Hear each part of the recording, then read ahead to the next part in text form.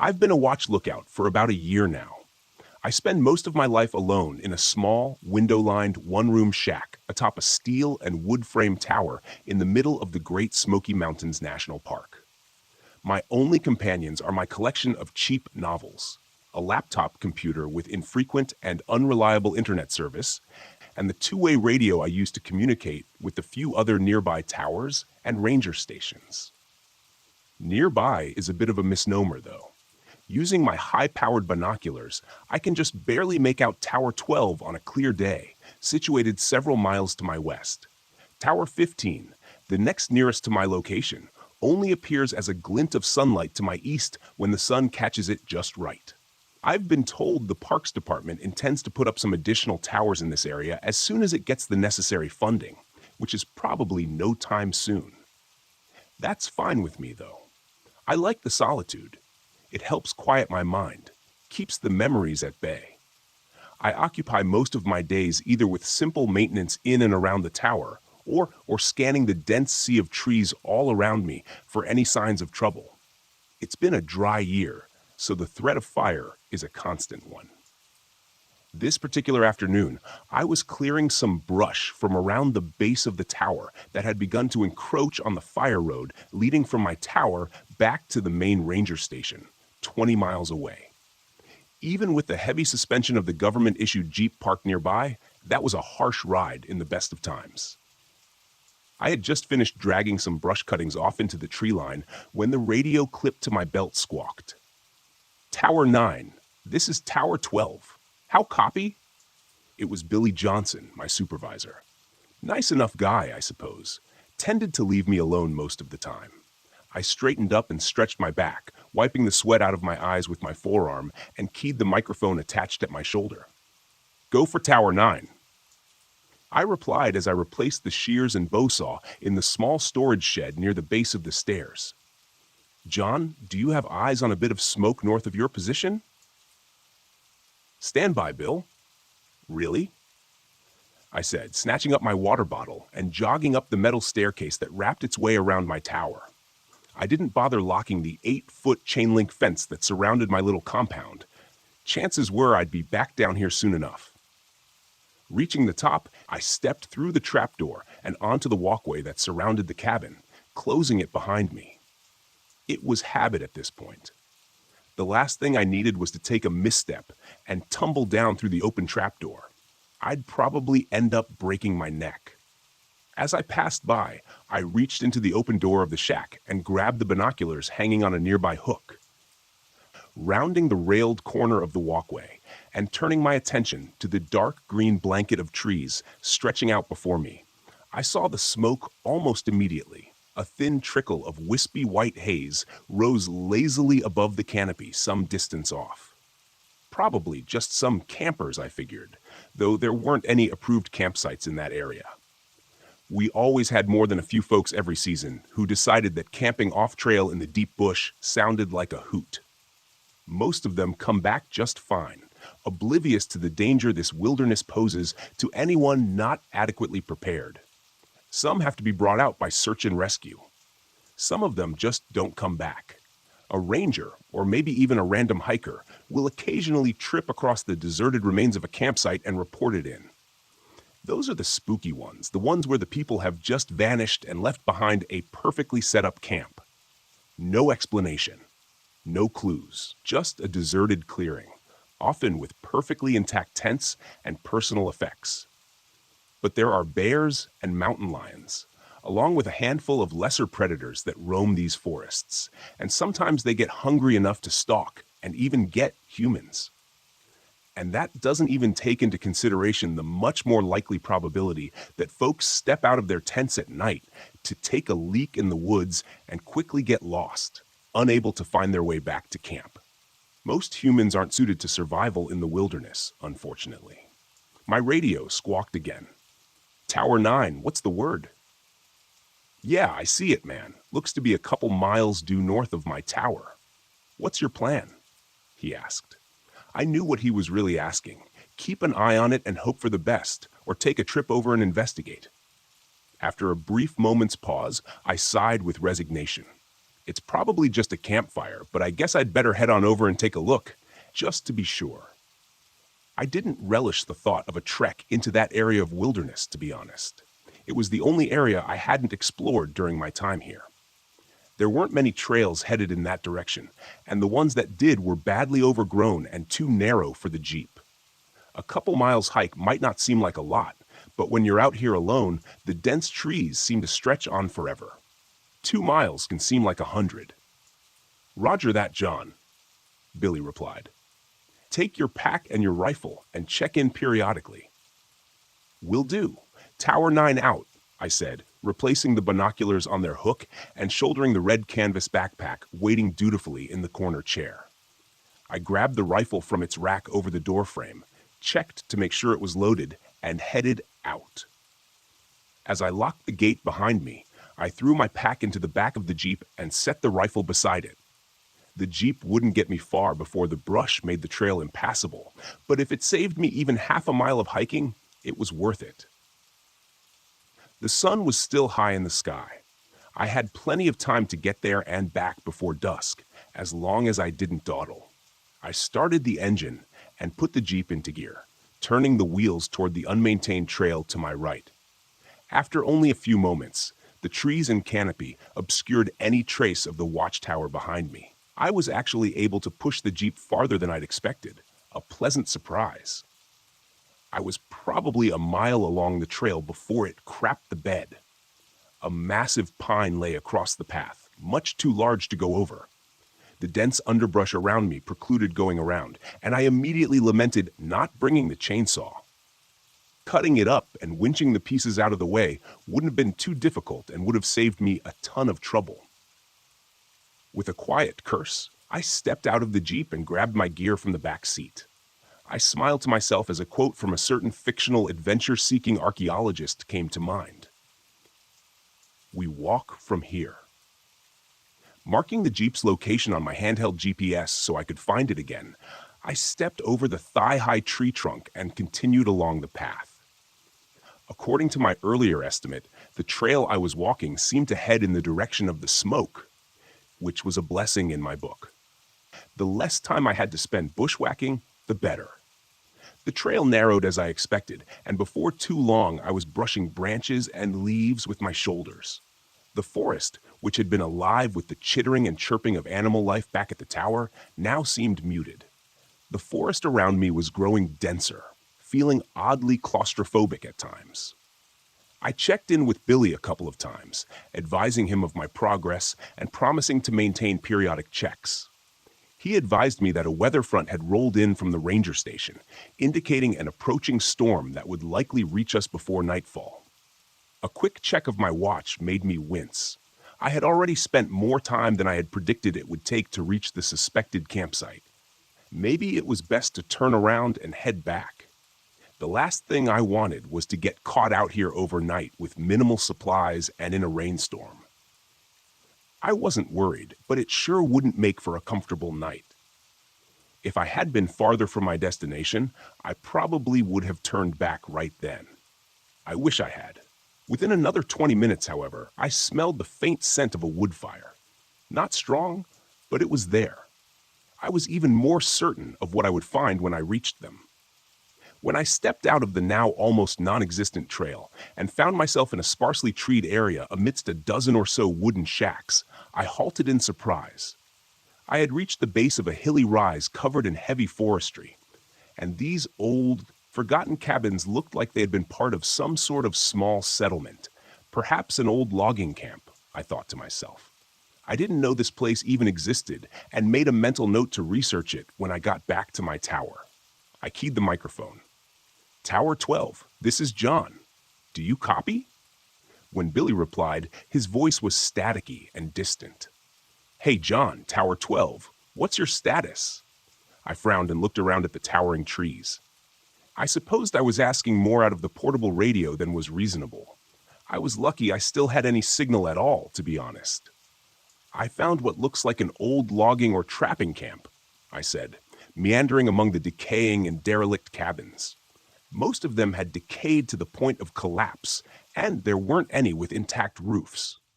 The campfire has to be nearby. I'm going to take a look around a bit more. There was an odd pause before Billy spoke again. What's your current location, John? I glanced at my handheld GPS and relayed my position to him. Another pause. John, I think you should probably just turn around and come back. You don't have too many more hours of daylight left, and that storm looks to be getting worse. Something in his voice sounded off, but I couldn't quite place it. Nervous, maybe? I don't think I could blame him, though. My safety was his responsibility, and the prospect of one of his lookouts being caught out in the storm overnight probably didn't sit well with him. Coincidentally, it didn't sit well with me either, I thought with a smile. You may be right, Billy, I replied, turning around and letting my eyes take in the entirety of the area. I think I'll just go. I stopped as my eyes caught sight of the bright yellow nylon tent just beyond the last of the structures. Repeat your last, said Billy. I didn't get that. Stand by Tower 12, I said absently, making my way to what I now realized was a small cluster of 3 modern tents situated around a central fire ring. The fire had been extinguished, but the embers still smoldered lowly, the source of the smoke. I looked around for the campers, but didn't see or hear anyone. Sleeping bags and electric lanterns were still in the tents, though I couldn't find any backpacks or supplies. Hello? I called out, turning in a circle and trying to pick out any signs or sounds of human life. I'm with the Forest Service. Is anyone there? Nothing but the muted echo of my own voice. I was about to just dump some dirt on the remaining embers of the campfire and call it a day when I noticed the narrow footpath heading toward the slope. I could clearly see the recent footprints in the soft dirt heading away from the camp. I keyed the microphone at my shoulder again. Tower 12, this is John. I found the source of the smoke. It's a campfire, all right? Nothing to be concerned about, Billy answered almost immediately. Roger that, John. Head back home. I paused a moment, curiosity pulling me toward the footpath. I'll be heading back shortly, Billy. I just want to check something out first. I wouldn't screw around out there, John, Billy replied, an edge to his voice. Better head back now so you can beat the storm. His last sentence didn't exactly sound like a suggestion. Something had him rattled.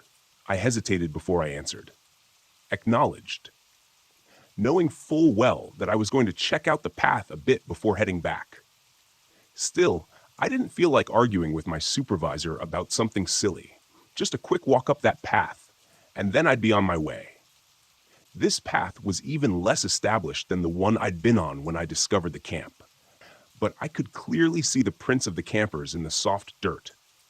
Before long, I emerged into a small clearing, eyes widening with yet another unexpected discovery. The rough-hewn timber that framed the entryway was set into the near-vertical slope of the hillside before me. It created a dark tunnel entrance that had been sealed off with a heavy iron gate many years before, likely by the Park Service to keep inquisitive hikers from falling to their ends in an old abandoned mine shaft. So, it had been a mining camp, not a logging camp. I didn't know there were any mines anywhere near here. Hell, I'm not sure what they would have been mining for. Coal. Maybe? Did they even have gold mines in Tennessee? Who knows? Certainly not me, clearly. Regardless, now that gate stood wide open on its hinges, the remains of a rusted chain and antique padlock lying in the dirt nearby. Yeah, hell no, I couldn't just turn around and leave. Not if these idiot campers had decided it would be fun to explore a closed and restricted mine entrance. Tower 12, this is John. Do you copy? Billy probably wouldn't be happy that I had continued my exploration after he told me to head back, but there was nothing to do about it now. I wasn't equipped or trained for any sort of cave exploration or rescue. Rangers had very specialized teams for that sort of thing, but I could at least poke my head inside and see if I could hear the campers, or at least confirm that they actually went inside. No answer from the radio. I tried again with the same results. Nothing. I tried a different approach. Tower 15, this is John from Tower 12. Do you copy? There was a burst of static that sounded like it might have contained the hint of a human voice, but it was too distorted and distant to make anything out. There was only a moment of indecision before I made up my mind. I knew it was reckless to go into the mine, especially when my supervisor believed I was currently on my way back to my tower. But I just had this nagging intuition that something might be wrong with this whole situation. Maybe someone was hurt and in need of help. I couldn't just leave them there, knowing I might be their only chance of rescue. In retrospect, I should have turned back and called it in to the ranger station. They could have mobilized the search and rescue teams that specialize in cave rescues. I should have. But I didn't. I pulled my flashlight from my pack, turned it on, and headed into the pitch-black darkness of the mine entrance. The walls and floor had been smoothly carved many years ago, which made my footing uneventful, and the tunnel itself was mostly a straight shot. Several times during the first few minutes, I turned back to watch the bright square of daylight at the entrance gradually shrink to a pinpoint of light. By the time I had taken the first dogleg turn of the tunnel, I was in complete darkness. It was a very strange feeling, oppressive almost. At one point, I turned off my flashlight experimentally, but after only a few seconds, I quickly flicked it back on. In that time, my heart had been pounding in my chest, and some primal fear had begun growing inside of me. I took a moment to calm myself. The darkness was absolute. It was almost as if you could feel it pressing in on you. My footsteps seemed much louder than they should have on the dirt floor, and the air was beginning to grow cold and damp the farther I went. After another 100 feet or so, the smoothly carved tunnel ended abruptly in a wall of rubble. I couldn't tell if it was a cave-in at some point, or if this was simply where the miners had stopped digging and hadn't bothered to remove the debris. But either way, it certainly appeared to be the end of the line. And then I saw it. I almost missed it because of the way the light and shadows played over the head-sized rocks strewn before me. But when I looked closer, I realized I was looking at a ragged hole in the wall. It was only 5 feet across or so, and definitely didn't look like the deliberate formation of the tunnel I was standing in. It almost looked like the miners had broken into a natural void of some sort. Interesting. But there was no way in hell I was going in there. I was definitely not trained or outfitted for any sort of spelunking trip, and it didn't seem the sort of thing suited to the learn-as-you-go method. Just as I was turning back to make my way out of the mine, I heard the distant sound of voices echoing from the opening in the stone wall. The sound was faint and may have just been my imagination, but I didn't think so. "Hello?" I called, pressing my face into the black abyss of the hole. "Can you hear me? I'm with the Park Service. I'm here to help you." Nothing. The air from beyond the breach was cold and smelled stale, old ground. I felt as if I didn't belong here. None of us did. There was a long moment of unbroken silence. And then I heard a voice again, closer this time. "Did you hear that?" it said, presumably to a companion. It sounded like a young woman, nervous, uncertain. "Hello? Is someone in there?" That settled it for me. I carefully crawled through the opening and into the space beyond. Shining my light around, I found myself in a small natural chamber, maybe 30 feet across, with an uneven ceiling of jagged rock that barely cleared my head. The first thing that caught my attention was the cracked lantern lying on the ground. It looked old, very old, maybe 100 years or more. A thick layer of grime and age covered its soot-blackened tin surface, and the glass was thick and uneven. Beside the askew lantern was a small leather-bound book, partially buried in the dirt and dust, with a moldering leather strap securing it closed. It looked like a journal, and without a thought, I tucked it into my backpack. Raising my light to scan the room again, I called out, "Hello?" I couldn't hear the voices anymore, but the narrow beam of my flashlight illuminated another tunnel in the far corner of the room, mired in darkness. "Can you hear me?" I shouted. Once again, I got that feeling that something wasn't right. Then the voice came again, closer this time. "Did you hear that? Hello? Is someone in there?" she asked. Her voice trembling with apprehension. I hesitated, frowning. Something didn't seem right about the voice, but I couldn't put my finger on it. Before I could respond, another voice called out. This time, it was clearly the voice of a young man. "We can hear you moving around in there. Please help us. We're lost, and our friend is hurt." I was shouting to them. I sure as hell wasn't trying to hide. Could they not hear me for some reason? I stepped forward to the secondary tunnel and raised my voice again. "I'm with the Forest Service. Can you follow my voice?" It was then, when I reached out to steady myself against the wall of the tunnel entrance, that my hand met something wet. I recoiled in disgust, thinking I'd just grabbed a handful of some subterranean slime. When I put my light on it, however, the reality became very clear, and far worse. Blood. I stepped back, trying to keep the panic that was fighting to take control of my rationality at bay. I needed to keep a level head. Panning my light around, I saw an astonishing amount of red liquid painting the wall and floor in front of me. Somebody had definitely been hurt, and badly. With loss like this, I wasn't sure I'd be able to stabilize them long enough to get rescue in here. What the hell happened here? And why did the hikers continue into the cave after one of them was injured this badly? Unless they'd lost their light and gotten turned around, there was no way for them to get lost.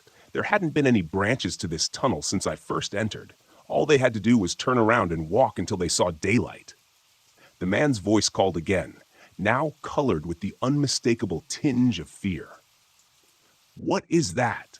Hurry up, Becky. Take my hand." He seemed to be getting closer.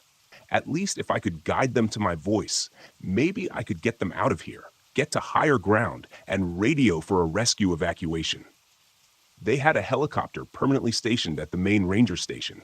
It could be here in 20 minutes if I was able to reach them. The woman's voice came again, and this time I froze. "Did you hear that? Hello? Is someone in there?" All at once, it hit me, and the indescribable unease I had been mostly successful in repressing now fought back with renewed vigor. I realized what I had missed before.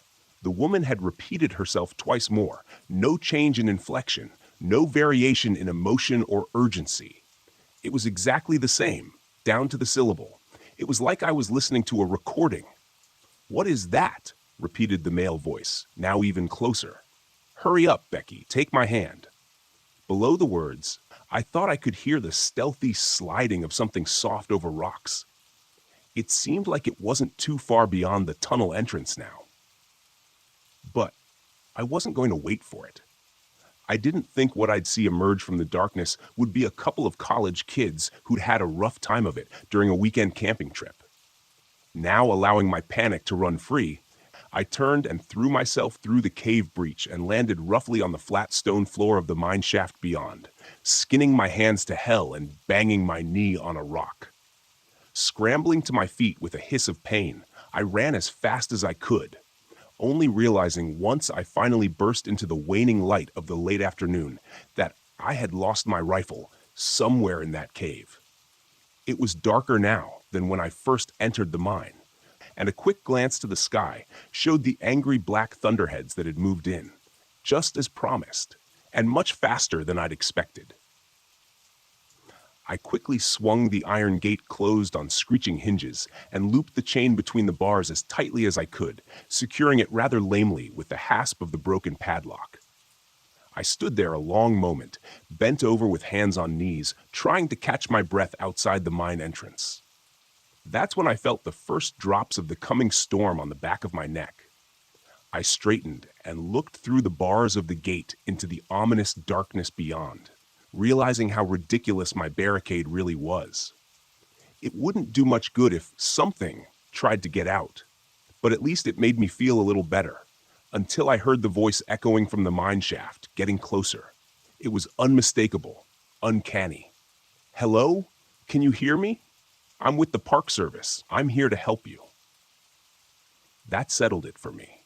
I carefully crawled through the opening and into the space beyond. Shining my light around, I found myself in a small natural chamber, maybe 30 feet across, with an uneven ceiling of jagged rock that barely cleared my head. The first thing that caught my attention was the cracked lantern lying on the ground. It looked old, very old, maybe 100 years or more. A thick layer of grime and age covered its soot-blackened tin surface, and the glass was thick and uneven. Beside the askew lantern was a small leather-bound book, partially buried in the dirt and dust, with a moldering leather strap securing it closed. It looked like a journal, and without a thought, I tucked it into my backpack. Raising my light to scan around the room again, I called out, "Hello?" I couldn't hear the voices anymore, but the narrow beam of my flashlight illuminated another tunnel in the far corner of the room, mired in darkness. "Can you hear me?" Once again, I got that feeling that something wasn't right. Then the voice came again, closer this time. "Did you hear that?" "Hello? Is someone in there?" she asked, her voice trembling with apprehension. I hesitated, frowning. Something didn't seem right about the voice, but I couldn't put my finger on it. Before I could summon the words to respond, another voice called out. This time, it was clearly the voice of a young man. "We can hear you moving around in there. Please help us. We're lost. And our friend is hurt." I was shouting to them. I sure as hell wasn't trying to hide. Could they not hear me for some reason? I stepped forward to the secondary tunnel and raised my voice again. "I'm with the Forest Service. Can you follow my voice?" It was then, when I reached out to steady myself against the wall of the tunnel entrance, that my hand met something wet, and I recoiled in disgust, thinking I had just grabbed a handful of some subterranean slime. When I put my light on it, however, it became very clear. The reality was far worse. Blood. I stepped back, trying to keep the panic that was fighting to take control of my rationality at bay. I needed to keep a level head. Panning my light around, I saw an astonishing amount of red liquid painting the wall and floor in front of me. Somebody had definitely been hurt, and badly. With loss like this, I wasn't sure I'd be able to stabilize them long enough to get rescue in here. What the hell happened here? And why did the hikers continue into the cave after one of them was injured this badly? Unless they'd lost their light and gotten turned around, there was no way for them to get lost. There hadn't been any branches to this tunnel since I first entered. All they had to do was turn around and walk until they saw daylight. The man's voice called again, colored with the unmistakable tinge of fear. "What is that? Hurry up, Becky! Take my hand!" He seemed to be getting closer. At least if I could guide them to my voice, maybe I could get them out of here. Get to higher ground and radio for a rescue evacuation. They had a helicopter permanently stationed at the main ranger station. It could be here in 20 minutes if I was able to reach them. The woman's voice came again, and this time I froze. "Did you hear that? Hello? Is someone in there?" All at once, it hit me, and the indescribable unease I had been mostly successful in repressing now fought back with renewed vigor. I realized at that moment what I had missed previously. The woman had repeated herself, twice more now. No change in her inflection, no variation in emotion or urgency. It was exactly the same, down to the syllable. It was like I was listening to a recording. "What is that?" repeated the male voice, now even closer. "Hurry up, Becky. Take my hand." Below the words, I thought I could hear the stealthy sliding of something soft over rocks. It seemed like it wasn't too far beyond the tunnel entrance now.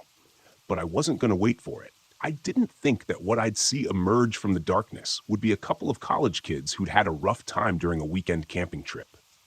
Now allowing my panic to run free, I turned and threw myself through the cave breach and landed roughly on the flat stone floor of the mine shaft beyond, skinning my hands to hell and banging my knee on a rock. Scrambling to my feet with a hiss of pain, I ran as fast as I could, only realizing, when I finally burst into the waning light of the late afternoon, that I had lost my rifle somewhere in that cave. It was darker than it had been when I first entered the mine, and a quick glance at the sky showed the angry black thunderheads that had moved in, just as promised, much faster than I had expected. I quickly swung the iron gate closed on screeching hinges and looped the chain between the bars as tightly as I could, securing it rather lamely with the hasp of the broken padlock. I stood there a long moment, bent over with hands on my knees, trying to catch my breath outside the mine entrance, when I felt the first drops of the coming storm on the back of my neck. I straightened and looked through the bars of the gate into the ominous darkness beyond, realizing how ridiculous my barricade really was. It wouldn't do much good if something tried to get out, but at least it made me feel a little better, until I heard the voice echoing from the mine shaft, getting closer. It was unmistakable, uncanny. "Hello? Can you hear me? I'm with the Park Service. I'm here to help you." By the time dawn arrived the next morning, I had climbed down from my temporary shelter in the low boughs of a red cedar and tried to work out all the painful kinks from my stiff shoulders and neck. The night had not been kind to me, but I was alive, which was more than my fear-stressed mind had expected after yesterday. The night had been harrowing. There was no better word for it. The rain hissed among the trees and stung exposed skin, angrily driven by the banshee wail of the wind rushing through the forest. It was accentuated by the chaotic flashing of lightning and the heart-stopping crack of thunder. Because of this relentless chaos, it's difficult to say with any certainty, but throughout the night, I thought I heard something large trying to move stealthily in the forest near my shelter. I say trying because it felt like whatever stalked through the underbrush was more at home in the unnatural Stygian gloom of the cave than under the watchful eyes of nature. Of course, it could just as easily have been my imagination. When the first dime light of dawn started to illuminate the sodden and dripping forest, I spent the better part of 20 minutes straining my eyes with every ounce of concentration as I scanned the gray woodlands around me. I was only 10 feet or so above the ground, but there was no way I was going to step foot from my hide until I was absolutely certain I was alone. Once I was satisfied, for the moment, I climbed down to the muddy ground. I tried the radio several times through the night and into the morning, but wasn't able to get even a burst of static that might indicate someone was trying to respond. A combination of the storm and the interference from the trees worked against me. My first thought was to get back to my Jeep as quickly as possible and run every drop of gas out of its tank, trying to get as far away from this place as I could. When I checked the GPS to see how close I was to its marked position, however, I found the unit unresponsive, with a disastrous crack across the screen that seemed to mock my dismay, probably caused by my less than graceful scramble from that damned cave. No rifle, no radio, no GPS. Perfect. I still had a compass and the rising sun to guide me, though, and that was something. I was only a couple miles from my tower, which should have been somewhere due south of where I stood. I knew that once I got close, I should be able to either find the service road or the tower itself, so there wasn't much danger of getting myself lost, at least. It was a small comfort, but one I gladly took. I moved through the trees and undergrowth with more speed and recklessness than I probably should have. An ankle broken by an errant misstep would have been bad news. Still, even though I hadn't heard or seen anything of my late-night visitor, I couldn't help but feel like I was being watched. You know that creeping sense of dread you feel when you've just turned the lights off in a basement and now have to climb the stairs back to the doorway? Or when you're making your way from your car in a darkened, lonely parking lot? It's the feeling that something is there, something much more suited to the dark than you are. It was that same feeling that pushed my footsteps almost to a jog as I traversed the uneven ground and storm-felled detritus that tried to hinder my passage. For the next hour, I moved at this pace, aware with every rasping lungful of breath that I should pause and rest for a few minutes, knowing that pushing myself to fatigue would only increase my chances of falling or hurting myself. I imagined myself lying in blinding pain next to an unseen chuckhole, clutching at a broken leg and watching as the sunlight began to dim with the onset of dusk, waiting for whatever haunted my trail to find me. What would happen then? Would I even have time to look on its visage before it struck? Did those campers in the cave? A misstep and stumble that nearly made this nightmare a self-fulfilled prophecy jarred me back to the present. Against all instinct, I forced my pace to slow, first to a trot, then to a walk.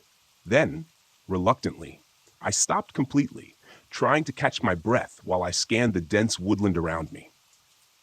Nothing. No, not nothing.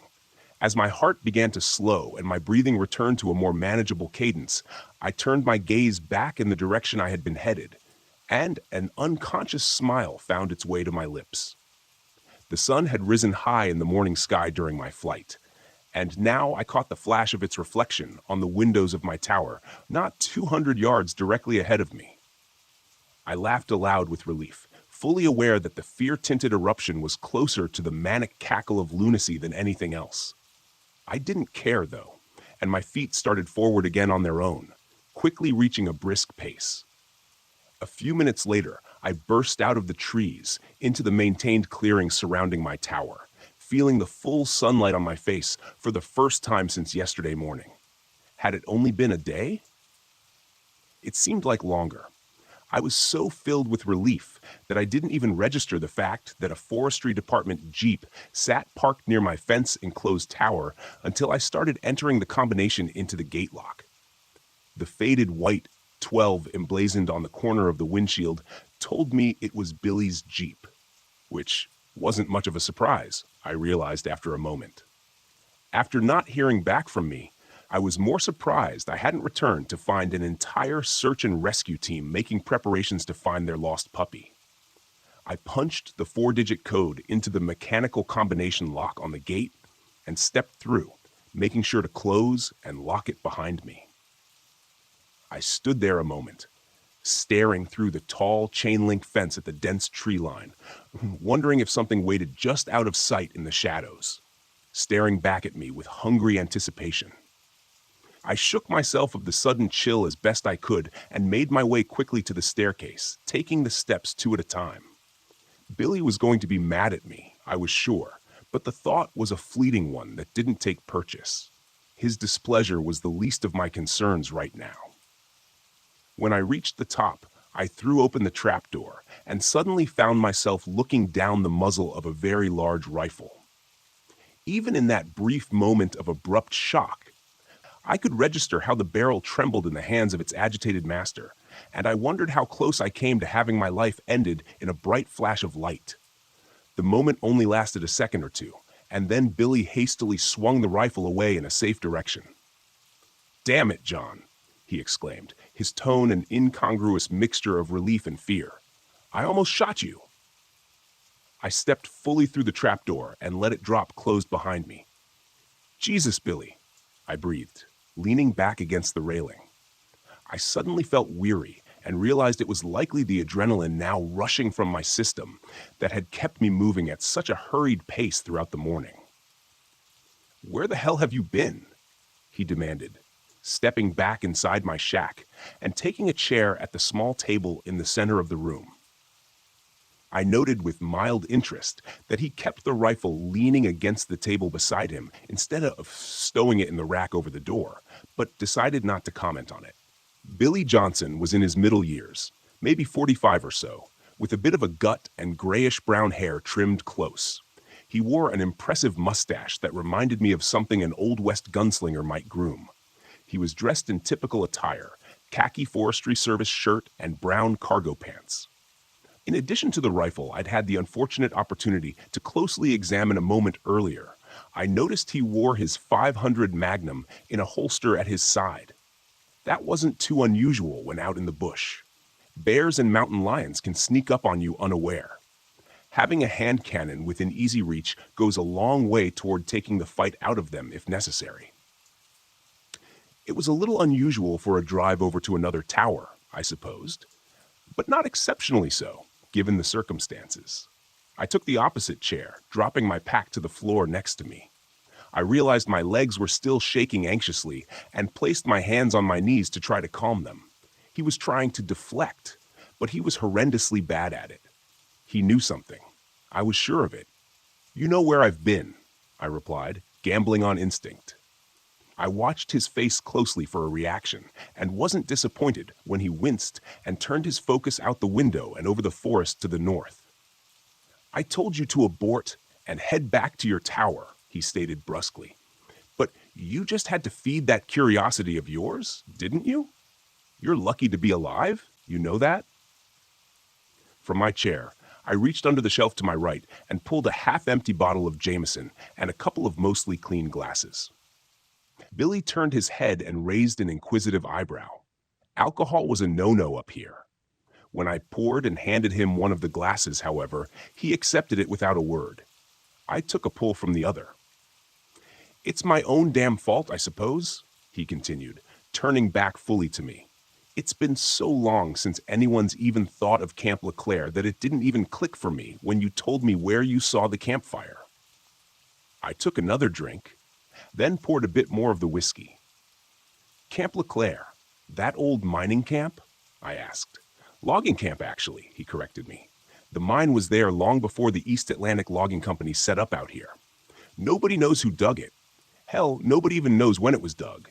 A long time before the 19th century, at least. Camp LeClaire was established in 1872, and the mine was old even before that." He looked at me in earnest for the first time since I'd returned and frowned. "You look like hell, John. Got caught in the storm, I'm guessing? Hell of a storm." I only raised my eyebrows, as if to say what an understatement that was. Billy nodded knowingly and took another swallow. "Did you find the campers, at least?" I shook my head and turned to look out the window to the north, where I could almost envision the black void of that mine entrance staring back at me. "No, I tracked them to the mine, but lost them in the cave." I jumped when Billy's glass hit the floor and was out of my chair before I even realized it. Billy hadn't moved from his seat, but now both hands were splayed on the table before him, as if to steady himself.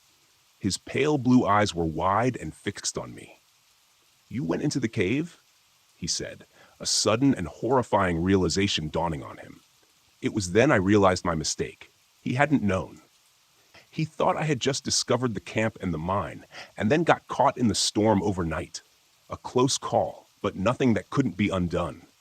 "Yeah," I replied, nodding slowly, deliberately. "Yeah, I went into that cave, looking for the campers. The gate had been cracked open already. Not sure when, or by who." I leaned forward in my chair and stared hard at him. "Billy, there's something in there. I think it got those campers, and I think it followed me out."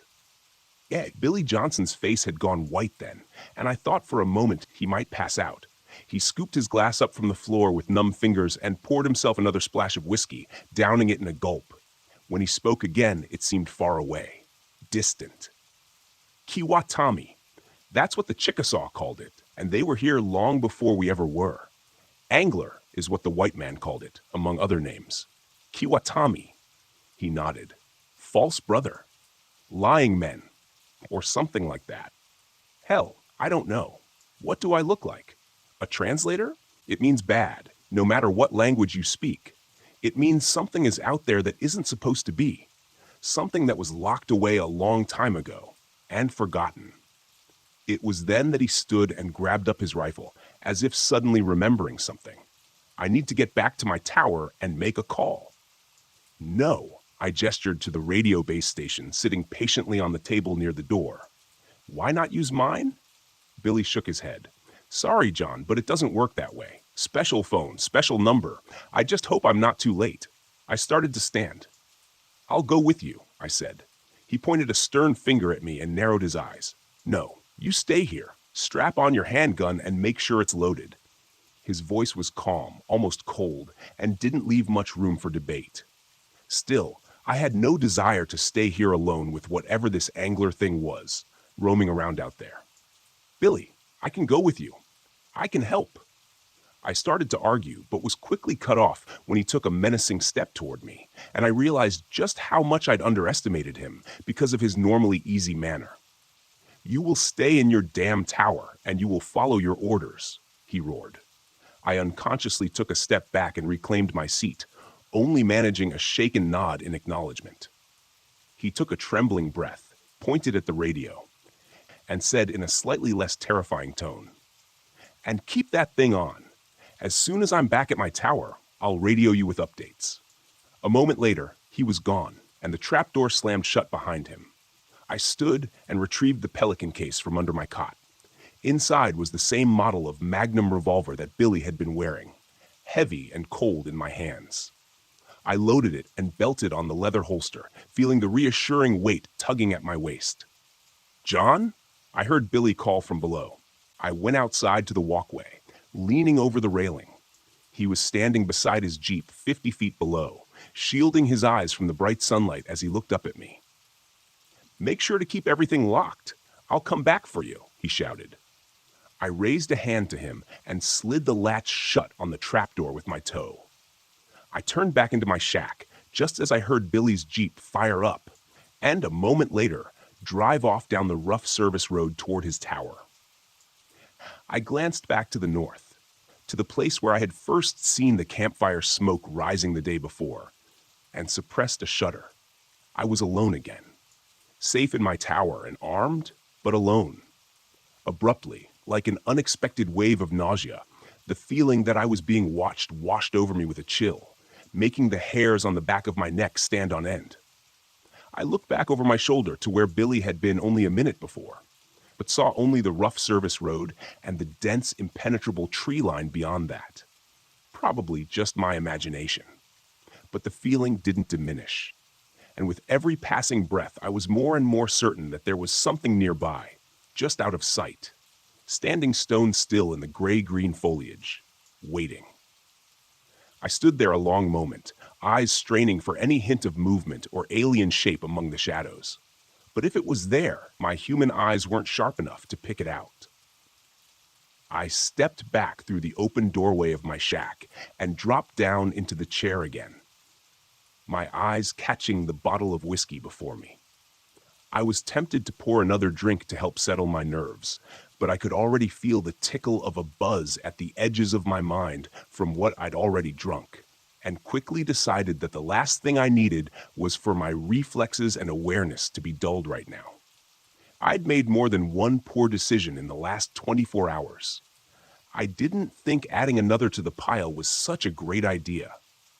Grabbing the bottle, I screwed the cap back on and reached to return it to the sparse shelf to my right.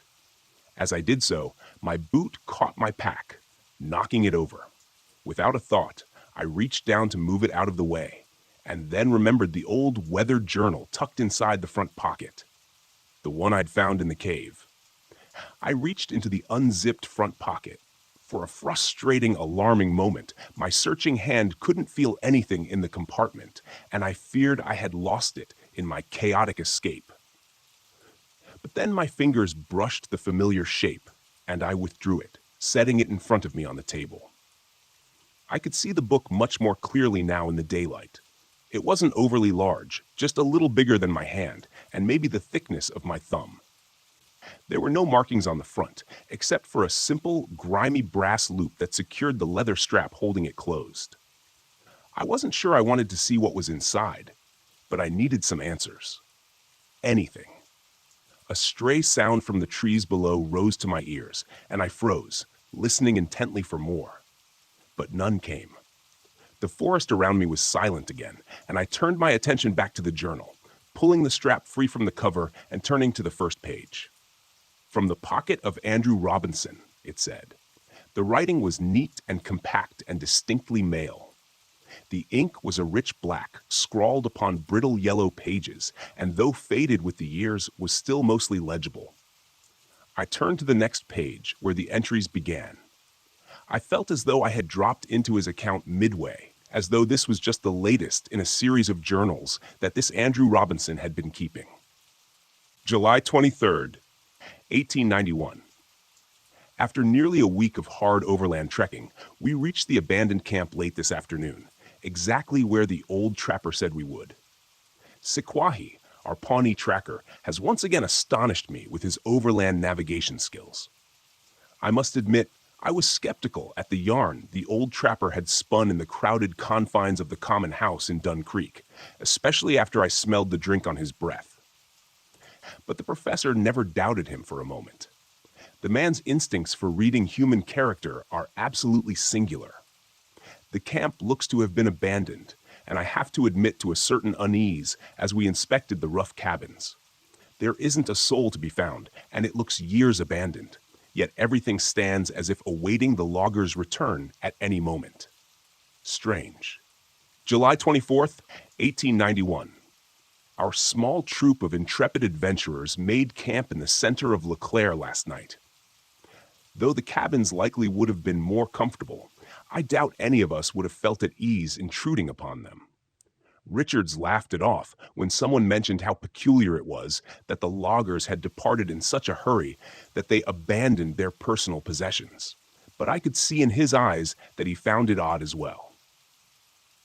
Sequoia, our ever-courageous and solid guide, seemed ill at ease and unusually withdrawn, refusing all conversation and only responding to queries with quiet grunts. Something of concern hides behind his eyes, though I wonder what it is. Only the professor seems unmoved by the unusually still atmosphere of this place, and his typically infectious positivity keeps working at our unease, keeping it from expanding beyond its current state. Today, we spent much of the day exploring the area surrounding Camp LeClaire, and the sunlight was nearly spent when Dobson burst back into camp with news of his discovery.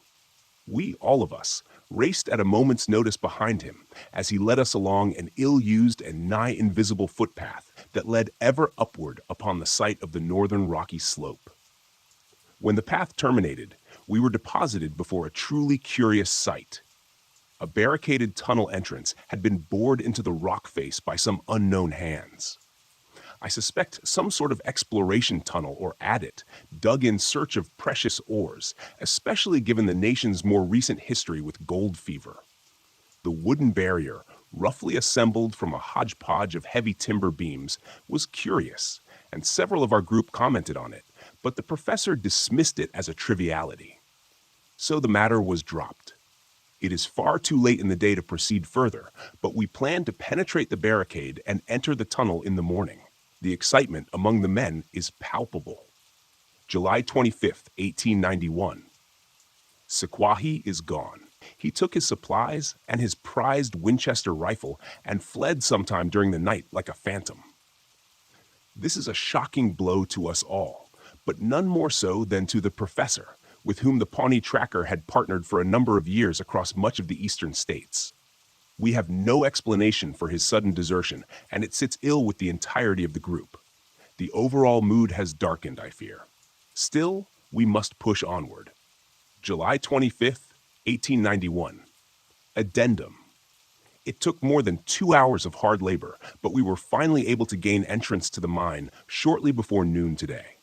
Richards managed to get his boot caught between two heavy timbers as he stumbled forward, straining his ankle with a terrible cry. We feared it broken, but Dr. Franklin assured us that the bones seemed intact. Regardless, Richards was taken back to the camp, where he will convalesce while the rest of us make our entry. His part in our exploration has come to an end for now. We made our way in single file through the adit tunnel for some way before reaching its carved end. The light from our oil lanterns, providing regrettably inadequate illumination over the rocky surroundings.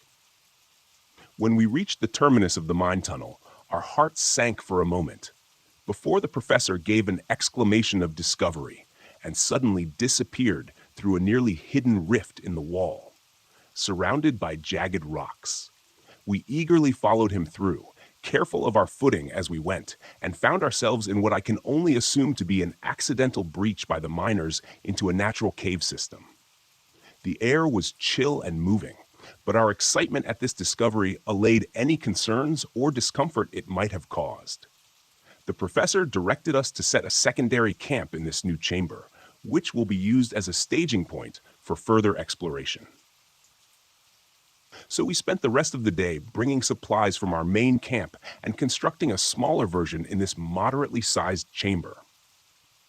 By the time we completed this endeavor, the efforts of the day precluded a start to the exploration until the group had the opportunity to rest and replenish their energy. I feel I will sleep well tonight, despite the anxious excitement buzzing around my mind. July 26th, 1891 once.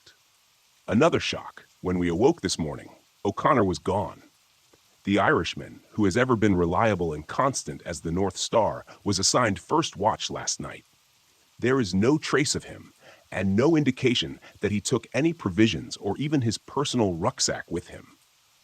I fear his natural inquisitiveness may have gotten the best of him and led him to explore the deeper caverns beyond our ad hoc base camp, for his lantern is the sole item that has gone missing with his person.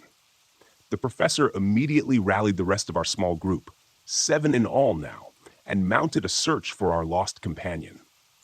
I tried to caution him against rushing into action, but he was not to be deterred. To my dismay, I was the sole man ordered to remain here at camp, whilst my companions took up their supplies and launched deeper into the cave system, in the event O'Connor returned in their absence. I was understandably disappointed, but grasped the logic of it well enough. I would loathe to think of O'Connor returning only to find us all gone, and then losing himself again trying to find us. I shall endeavor to rest a bit. With luck, my companions will return before long with our lost compatriot. July 27th, 1891.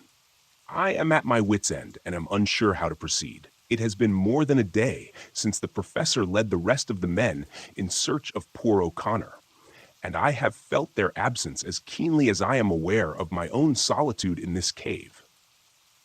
I have seen nothing of our missing companion or of the party that delved deeper into the system yesterday morning, and I know their lanterns did not have sufficient fuel to carry them this long without other means of illumination to guide their return. I fear they are hopelessly lost. I myself had to return to Leclerc for more lantern oil for my own waning light. I must admit, with no little embarrassment, some reluctance at my return to this dark place, which no longer carries any of its former adventurous excitement or fascination. It is now nothing more than a doorway into the deep places below the earth where men were never intended to tread. But the growing apprehension is not the worst of it. The sounds. By heaven's grace, the sounds. I first became aware of them last night as I dimmed my lantern and tried to set myself to sleep. At first, it was only an indistinct and muted echo that may have been interpreted as nothing more than the distant whistle of wind or other natural sound, distorted by the unique acoustics of this place. But then I heard the distinct tonal qualities that could only be a man's voice.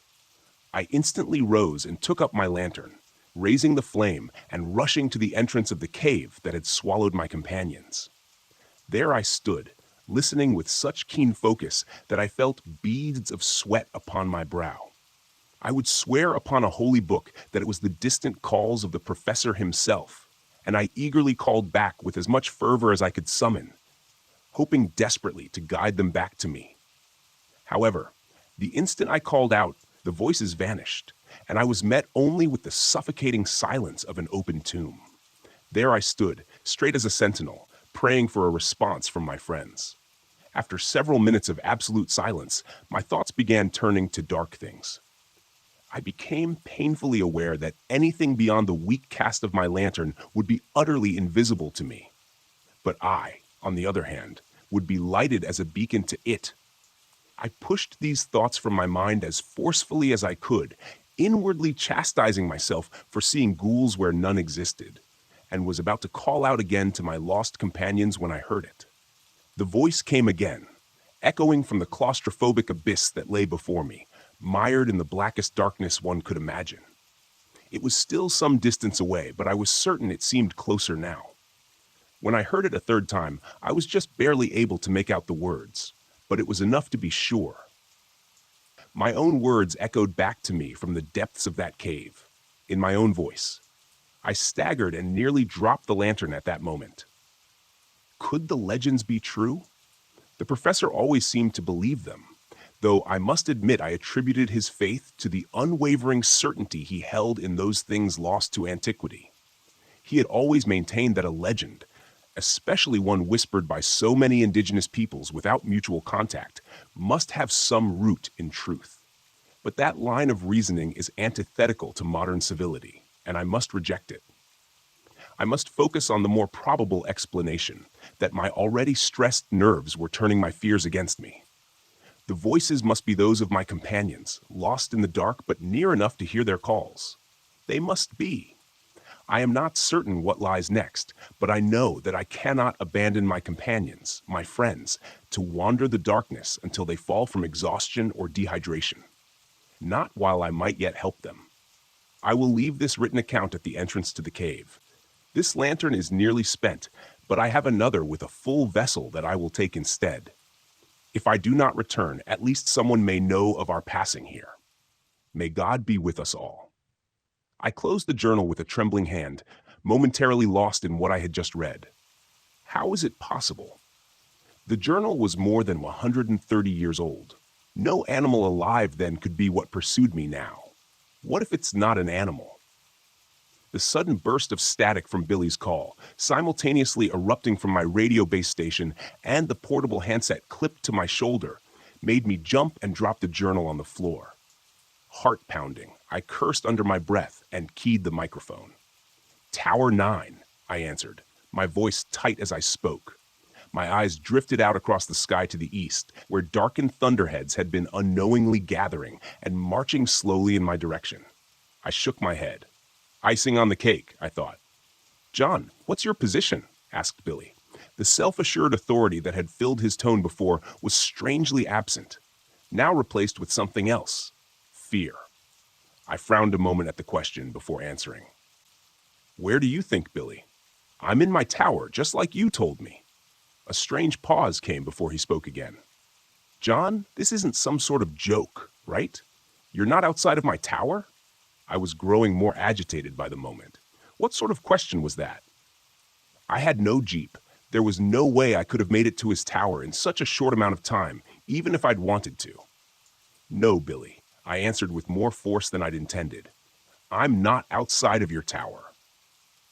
I stopped mid-sentence, a horrified realization sweeping over me in that moment. I tried to speak, but my mouth had gone dry. It was all I could muster. The radio was silent as my eyes slowly drifted to the west, where I could just make out the small, lonely shape of Tower 12, barely visible over the darkening blanket of green. Was that a gunshot? Another damn night stuck in this window-lined prison. At least I have a good view, so I guess that's something. The storm raged all night again last night and only let up just before dawn. At one point, the winds were gusting hard enough to rock the stand out on the wet catwalk around my shack. I see that the clouds haven't let us go just yet, and they look every bit as ticked off as they did yesterday afternoon. It seems like the dry season has come to an end, which is good since I've been slacking a bit on my fire-watching duties over the last couple of days. Gallows humor, right? It's either that or sitting in the corner in a fetal position crying, and I've been told by my ex-fiancée that I'm not an attractive crier. I haven't heard a peep from Billy since his last terrifying broadcast to me yesterday. I've tried to reach him several times since then, but no dice. I've also tried reaching Nathan at the ranger station, but all I get is static, even from my base radio set. When I first started here, I remember Billy telling me during my brief orientation that the radio should be able to reach out 50 miles or more, so I'm not sure what's going on with it. I just took a quick look at the base station and found that the cable leading up to the antenna on the roof of the shack is now just a dangly thing swaying in the breeze. The storm must have decided it needed the antenna more than I did, because it's gone. I can see where the screws were torn out of the wooden mast.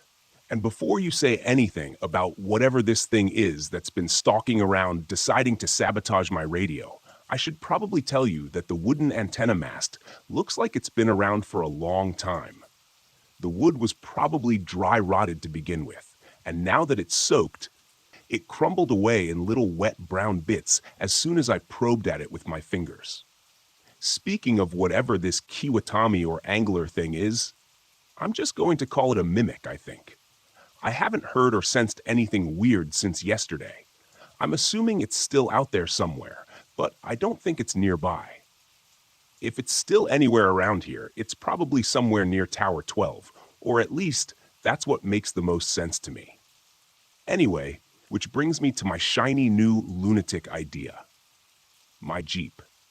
It can't be more than a mile down the northern track, still sitting there in front of that fallen pine. I could probably get to it in less than an hour, even with the wet and muddy ground. It had almost a full tank of gas, and I'm pretty sure I could outrun this mimic thing in it if I can get onto a straight shot of service road. I definitely don't relish the idea, mind you. Every instinct is screaming at me to sit my butt right where I am in this tower. I know the ranger station will start getting a little antsy when Billy doesn't check in after a few days, but I'm also thinking they may extend it out a day or two in light of the foul weather. Maybe 5 days at the outside, and then I'll have a ranger truck parked outside my tower. The question is, what will they find when they get here? See, I've been thinking about it. Billy definitely knew more about this thing than I do. Certainly enough to not open the door for it when he heard it outside, pretending to be a Girl Scout selling cookies. That makes me think that maybe the fence and the trapdoor might not be enough to stop it if it really wants in. As terrifying as the prospect of leaving the tower and making for the Jeep is, sitting here, cornered in my window-lined shack, just waiting for it to show up in the middle of the night, is even worse. At least I have a chance out there.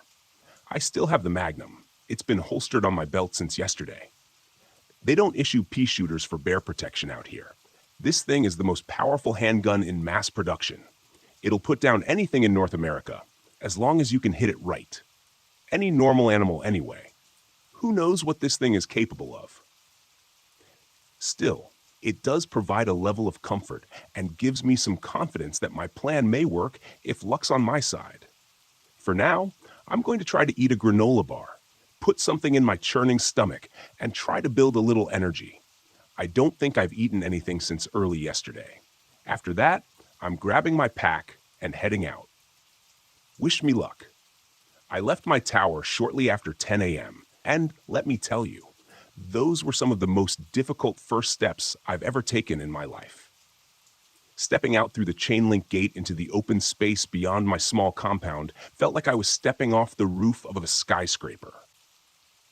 When I closed the gate behind me, I just stood there, motionless, for what must have been 5 minutes. Frozen in place, with my hand clenching the grip of the revolver still holstered at my belt.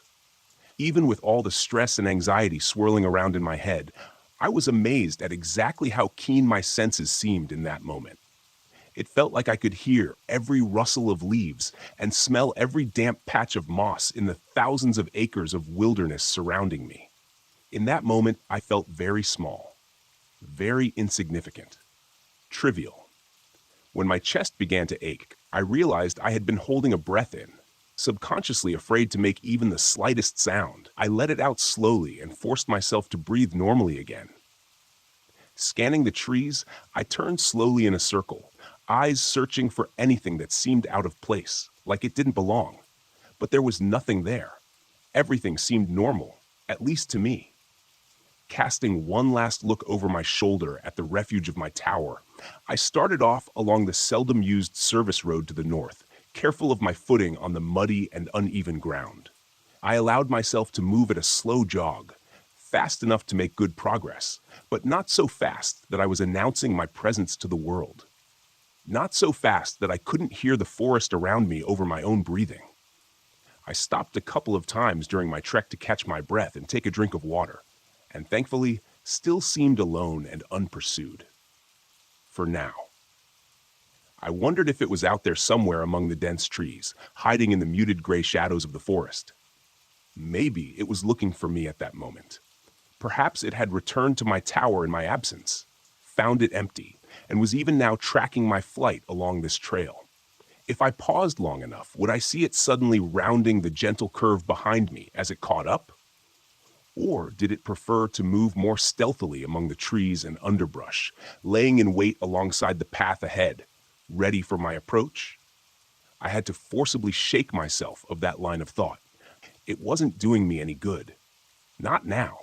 I was committed to my plan. The thought of retracing my steps and returning to my lonely watchtower held just as much terror, because now it sat there unmanned, unwatched, abandoned. For all I know, the mimic could be there at this very moment, ransacking my shack. I definitely didn't want to walk back in on that little scene. I can promise you that much. I ended up making surprisingly good time on that northern path, It was only about 30 minutes before I saw the dim shape of my Jeep waiting dutifully in the middle of the path ahead. The matte tan paint job and black cloth roof stood out remarkably well against the muted greens and browns of the surrounding forest. Urging my pace to quicken, I covered the last 100 yards before I even realized it and found myself standing at the door and door handle.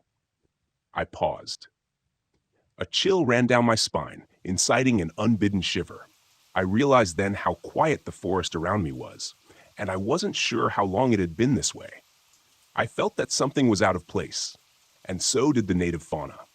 On any given day, the trees were alive with the sounds of wildlife. Squirrels and chipmunks chittered, insects buzzed, and 1,000 varieties of birds called and sang from the treetops. Not now, though. It was as if they had all left. And I felt very alone in that moment. Only, not quite alone. Somewhere out there in that sea of trees, something stalked, something that didn't belong in the light of day, something that didn't belong under the watchful eyes of Mother Nature. I was pretty sure she wouldn't have let something like the mimic evolve, had it not been hidden in its underground realm. The door of the Jeep was, thankfully, quiet as I depressed the latch and swung it open. If this had been a horror movie, I'm sure an ear-splitting screech would have erupted from its hinges, but in real life, we tend to take care of these vehicles pretty well. In the best of times, they're the only convenient way to travel for 20 miles or more. In times like this, though, it was likely the only thing that would save me.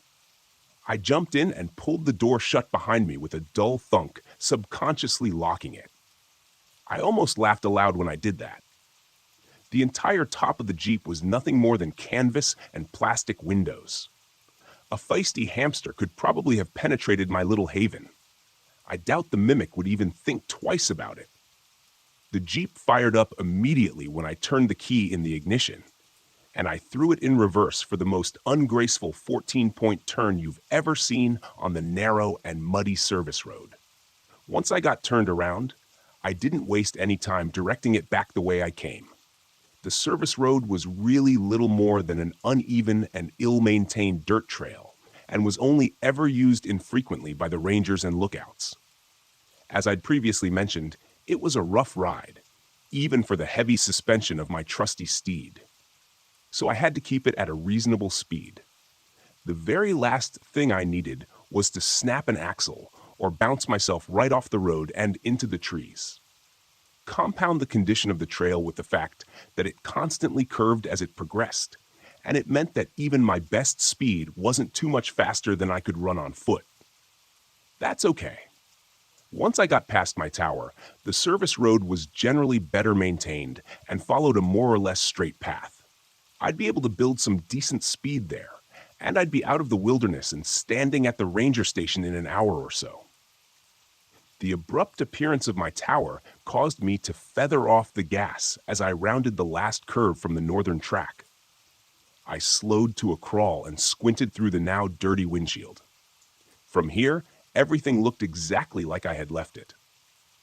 The gate still stood closed, and looking up, I could see the trapdoor also appeared shut. Maybe this thing hadn't returned. Hell, maybe this thing wasn't ever going to return. For all I knew, it was headed in the opposite direction. It's not like it had a GPS or anything. It was at that moment that I nearly scared myself when the radio, still clipped to my belt, squawked, and I heard probably the last thing I had expected to hear. "Billy? Sean, are you there?"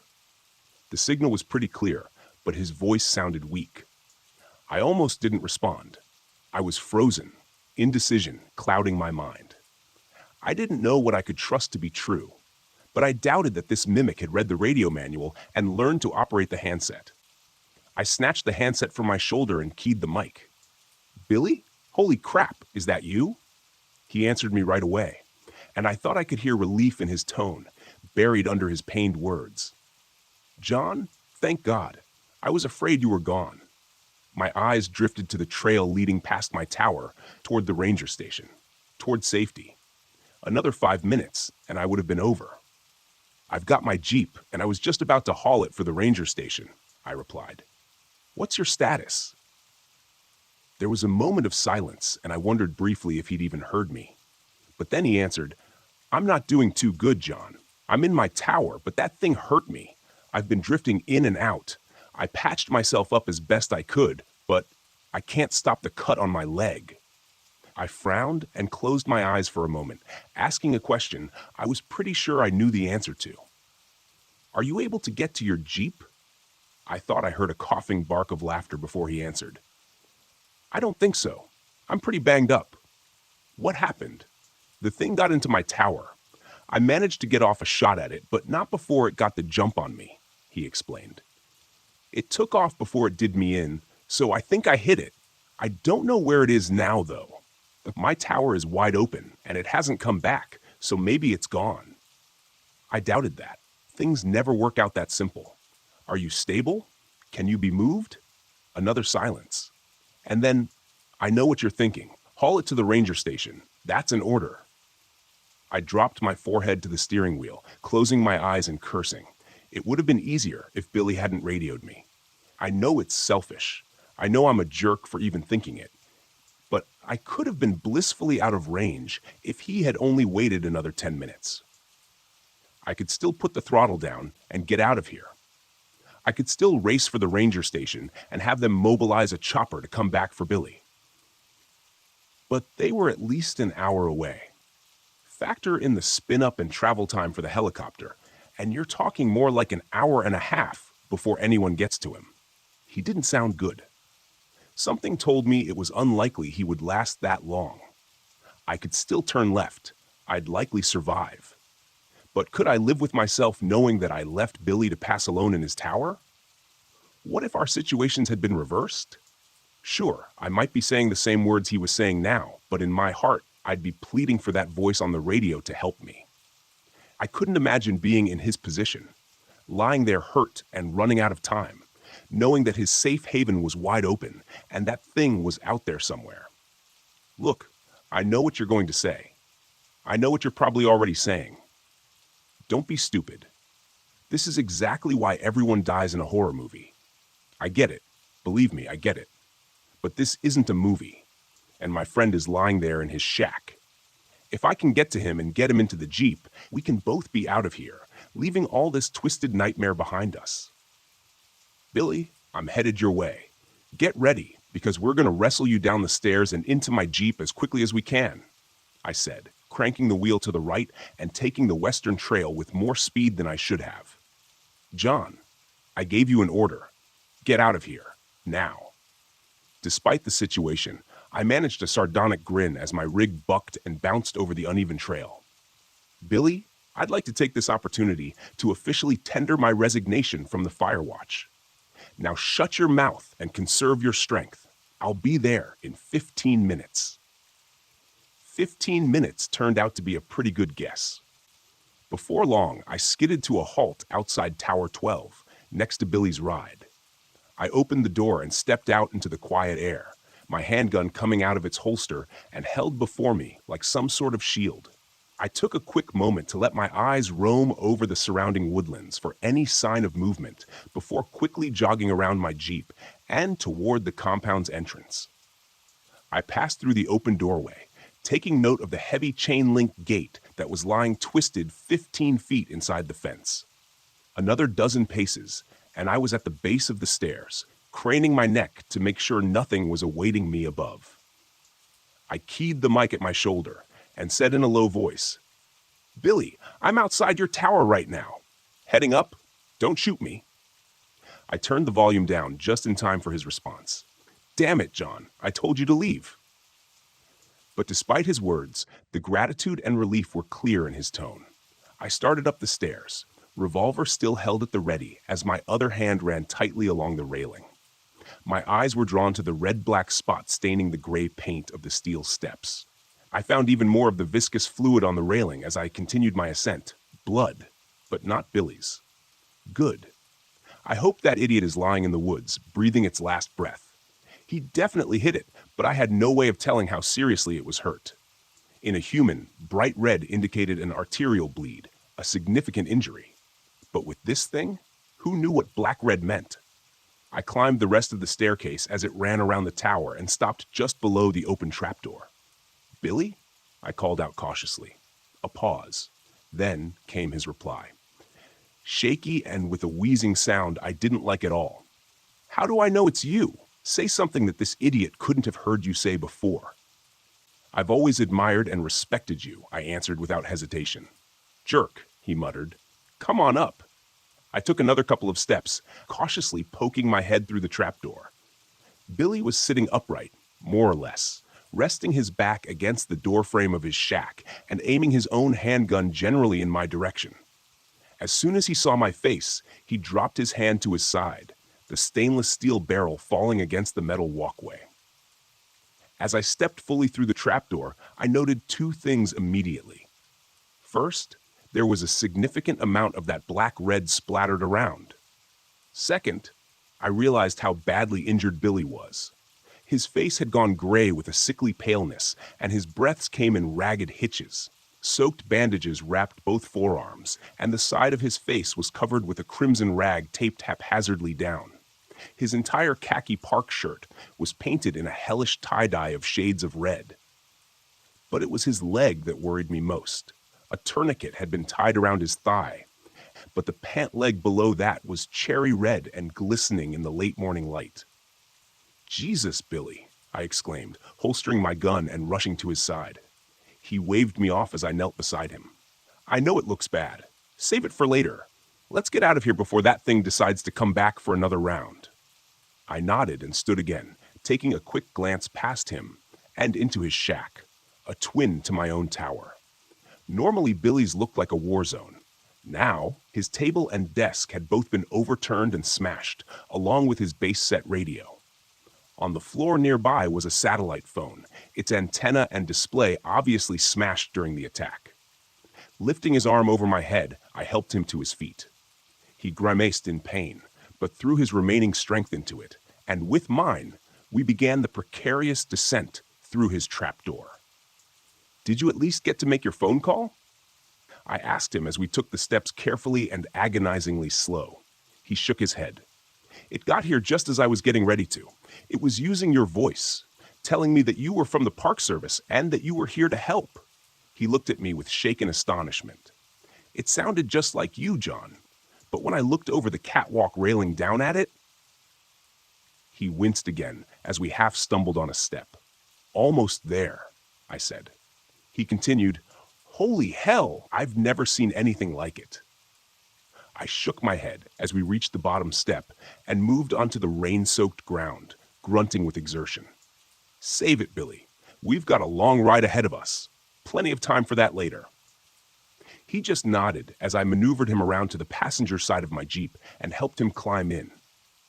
Once he was in, I hurried back around to the driver's side and got in, starting the engine as I pulled the door closed behind me. Throwing it into reverse, I felt the wheels break loose as I stepped on the gas with a bit too much enthusiasm.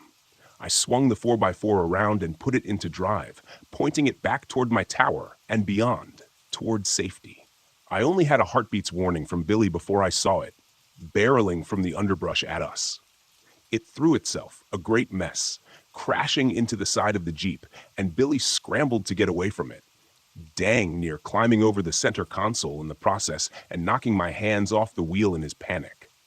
The Jeep swung wildly left, and I stomped down on the brakes to avoid careening off into the trees.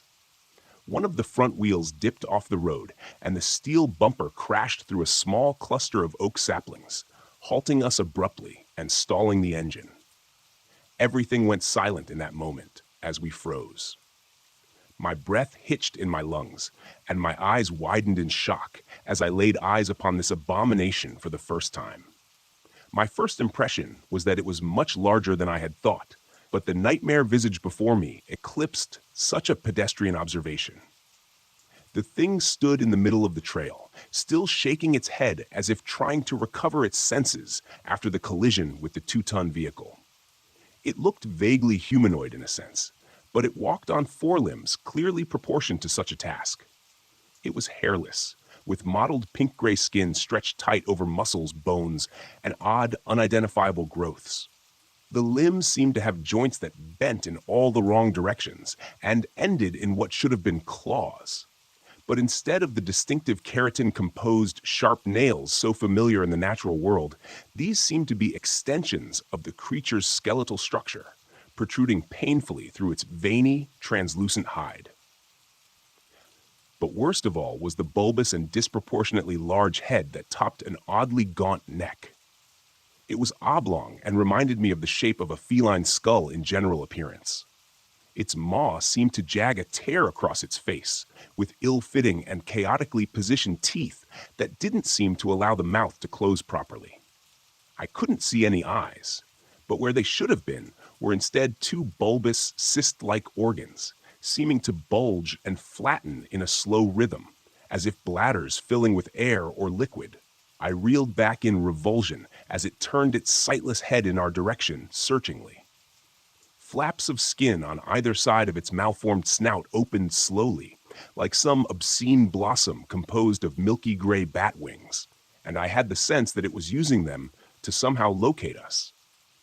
It was then I saw where Billy's shot had struck the creature in the face.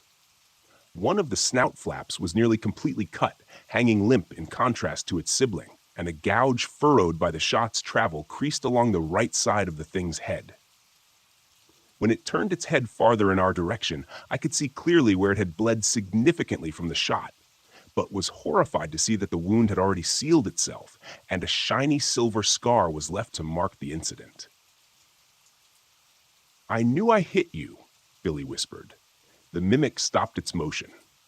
A moment later, the twisted sound of a human voice assaulted our ears. "I know you're out there." The voice was unmistakably Billy's, but distorted and wrong. I thought that the injury from his shot probably had something to do with that. The thing raised its head again, turning a bit more in our direction, and took a few experimental steps forward. Again, it paused and lowered its head. This time we heard what sounded like the pained roar of a bear, almost perfectly replicated, except for that same distortion we had heard previously. Had this thing got a bear?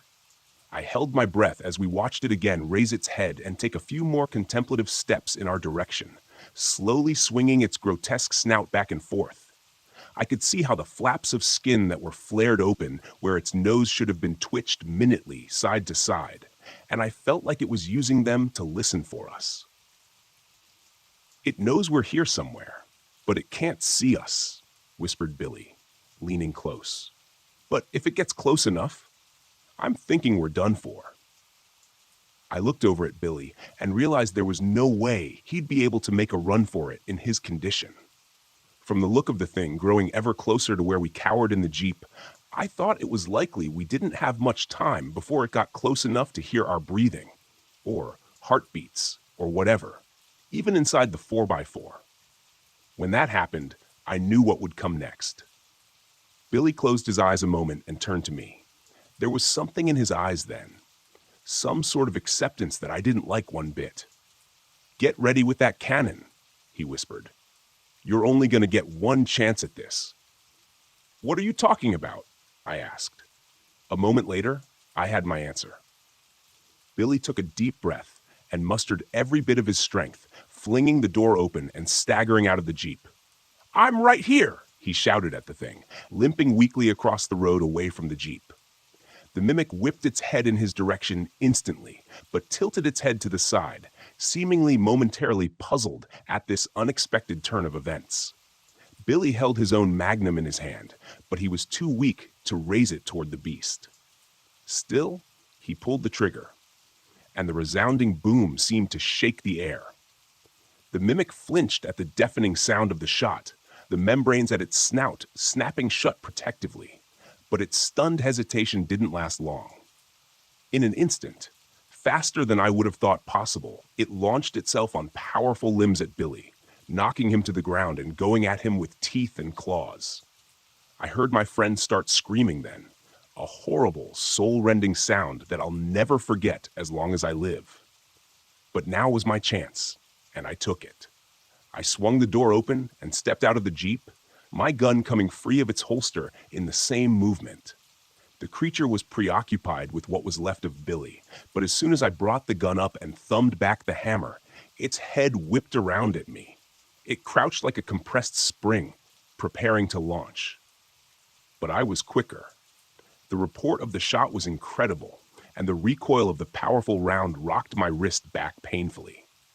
The beast staggered, and I saw a burst of red explode from near where its shoulder met its neck. It howled, an otherworldly cry, sounding like a bedlam mixture of man and beast. But though the wound seemed terrible, it tried once again to throw itself at me. I was set in my course, though, and took step after step toward the creature, pulling the trigger again and again until the gun ran dry, and all I was left with was the clicking of the hammer and the high-pitched ringing in my ears. The acrid smell of gunpowder stunned my nose, and by the time I finally stopped, I found myself within only a few feet of the terrible thing.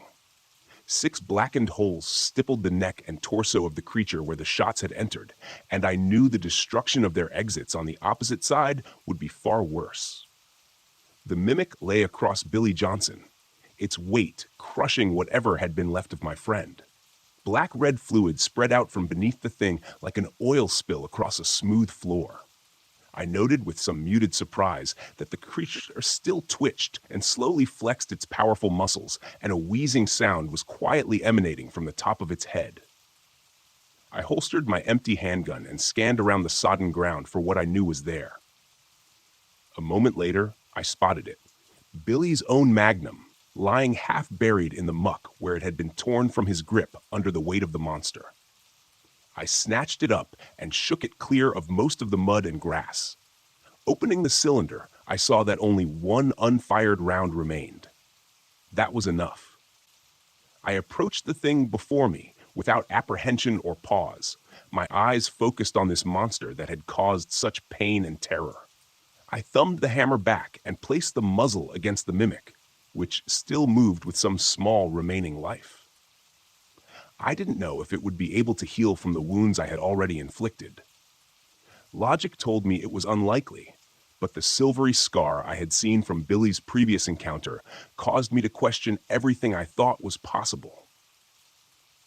I felt the tremors from the creature vibrate through the gun as the barrel rested against its head, right between where its eyes should have been. I tensed my finger on the cool steel of the trigger, and the crack of the shot echoed through the forest. It was done. But even as I walked back numbly to the Jeep and restarted the engine, I wondered if that was true. I thought back to the journal I had read, written more than 130 years before, and how it had alluded to tales of this creature going back long before then. As I drove the Jeep along the rough and winding service road, I wondered at the possibility that what we encountered wasn't the only one of its kind. That this same beast had somehow terrorized cultures separated from each other by great time and distance, spawning the legends that the author of the journal and his companions had pursued. It didn't seem likely, and now the door was open.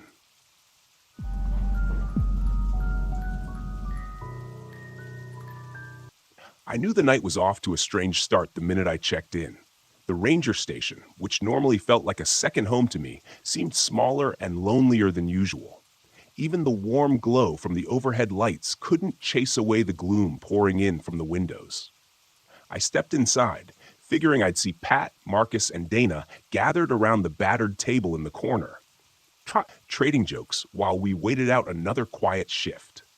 Instead, I found them pacing around, each one fiddling with equipment or rechecking logs. It was my turn to do a final walkthrough outside. Usually, I enjoyed strolling around under the moonlight, scoping out the tree line for raccoons or wandering deer.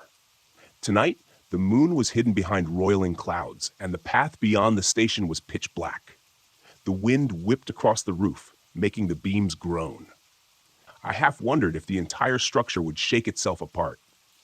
After a few minutes of testing the locks and listening for anything unusual, I stepped back inside, my jacket dripping with cold dew. Pat gave me this look that said, "All good out there?" I nodded, but I didn't really feel certain. Before I could settle at the desk, Dana spoke up. She's usually the practical one, never letting gossip or superstitions rattle her. But her expression was guarded. She asked if we'd ever heard rumors about the Phantom of Hollow Grove. Marcus let out a nervous laugh, but Pat's face turned serious. Dana explained how this old local legend had been passed around since before any of us were hired, a name tied to unexplained vanishings, especially when the moon was at its fullest. She didn't sound like she was spinning a campfire story. Her voice was calm, too calm, like she was remembering something unsettling. The station lights flickered just then. It might have been a hiccup in the power, but it made every single nerve in me go on alert. Even the fireplace, which usually made the room cozy, seemed to cast weird shadows across the walls. Pat ventured to the window and peered out. The glass was flecked with condensation, making it tough to see anything but vague outlines of trees shifting in the wind. Marcus, normally the easygoing one, was already double-checking the radio as if he expected to need backup at any second. I felt this nagging urge to go outside again, to scan the perimeter and be absolutely sure we were alone. Yet, the idea of venturing past the door gave me pause. I remembered all the times I'd teased guests about being nervous in the dark, and suddenly I wondered if I'd been a fool to brush off what the woods might conceal. Something about the night put a knot in my chest. I kept seeing movement in the corners of my eyes, just enough to unsettle me.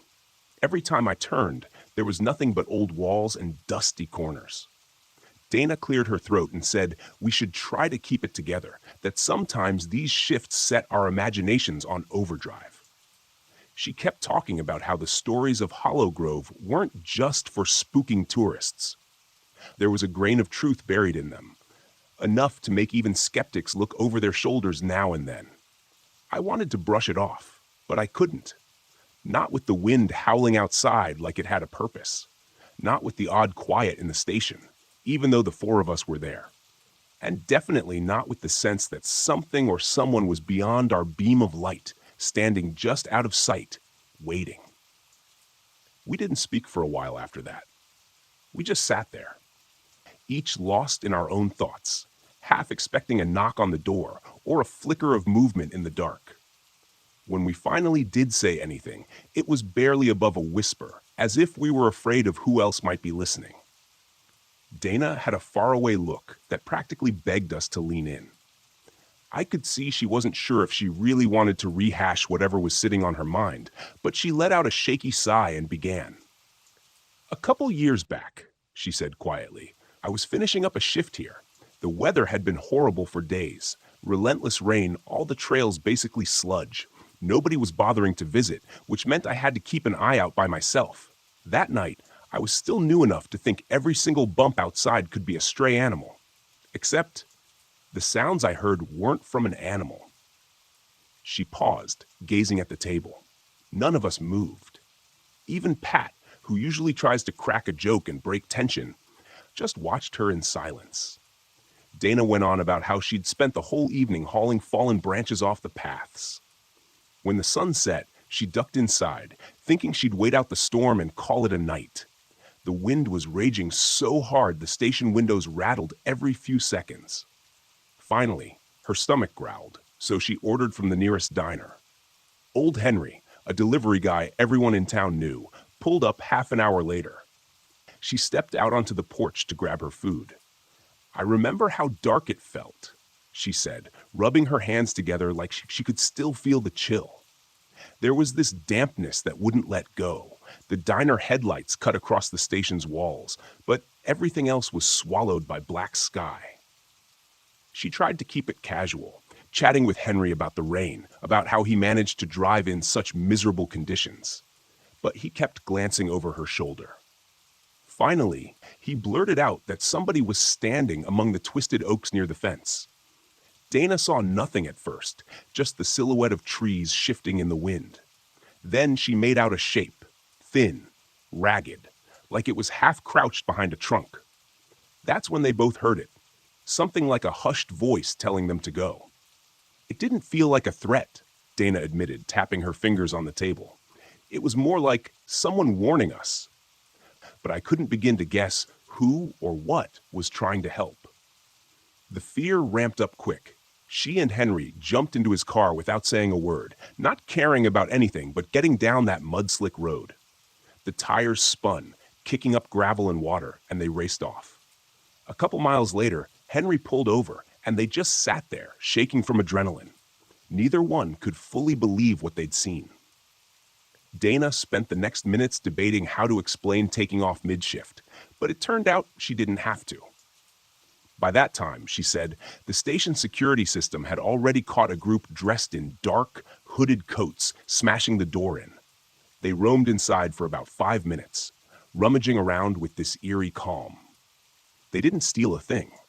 It was more like they were inspecting the place, searching for something. Then, they walked out into the storm like none of it mattered, leaving behind a few soaked footprints and a lot of unanswered questions.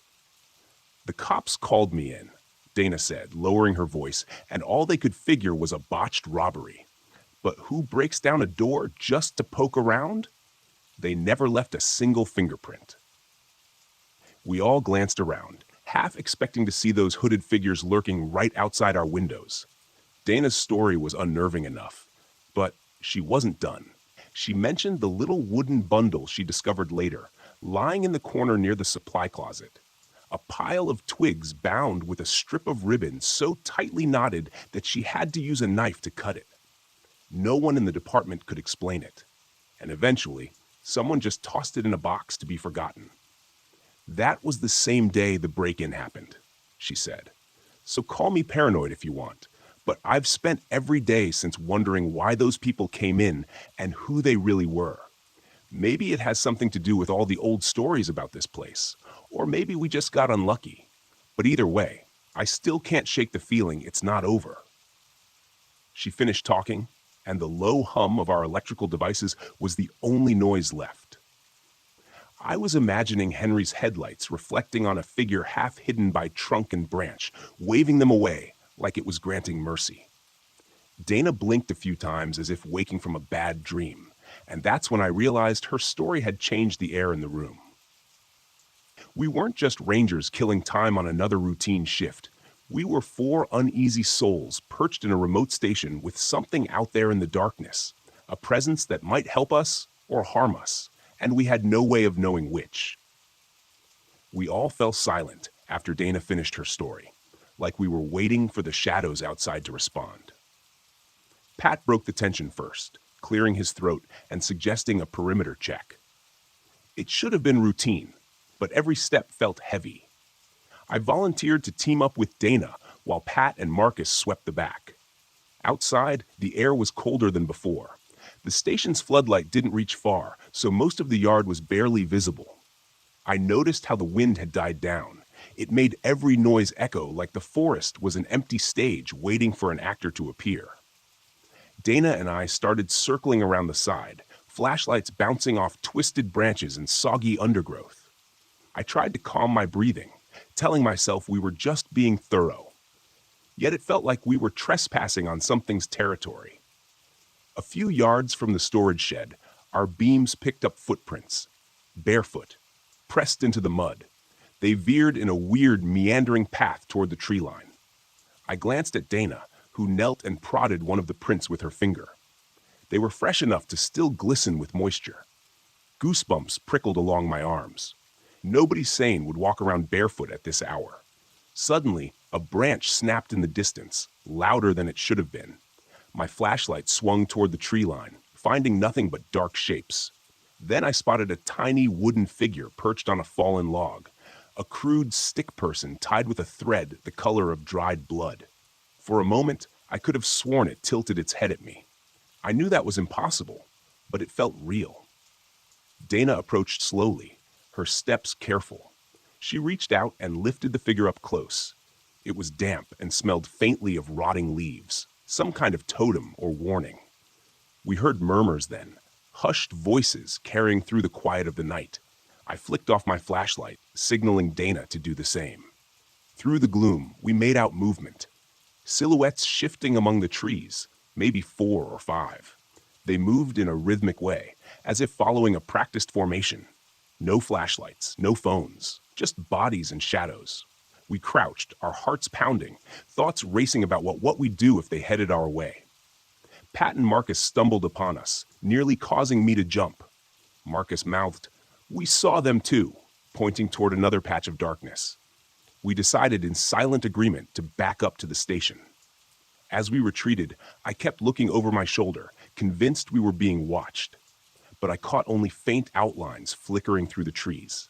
Inside, we locked the doors, drew the blinds, and shoved a heavy table against the main entrance. The logs in the fireplace popped, scattering embers in a sudden burst. Usually that sound is comforting, but this time it felt more like a warning shot. No one sat. We hovered near the windows, peeking out through narrow gaps in the blinds. The station smelled of damp clothes and fear, if fear can have a smell.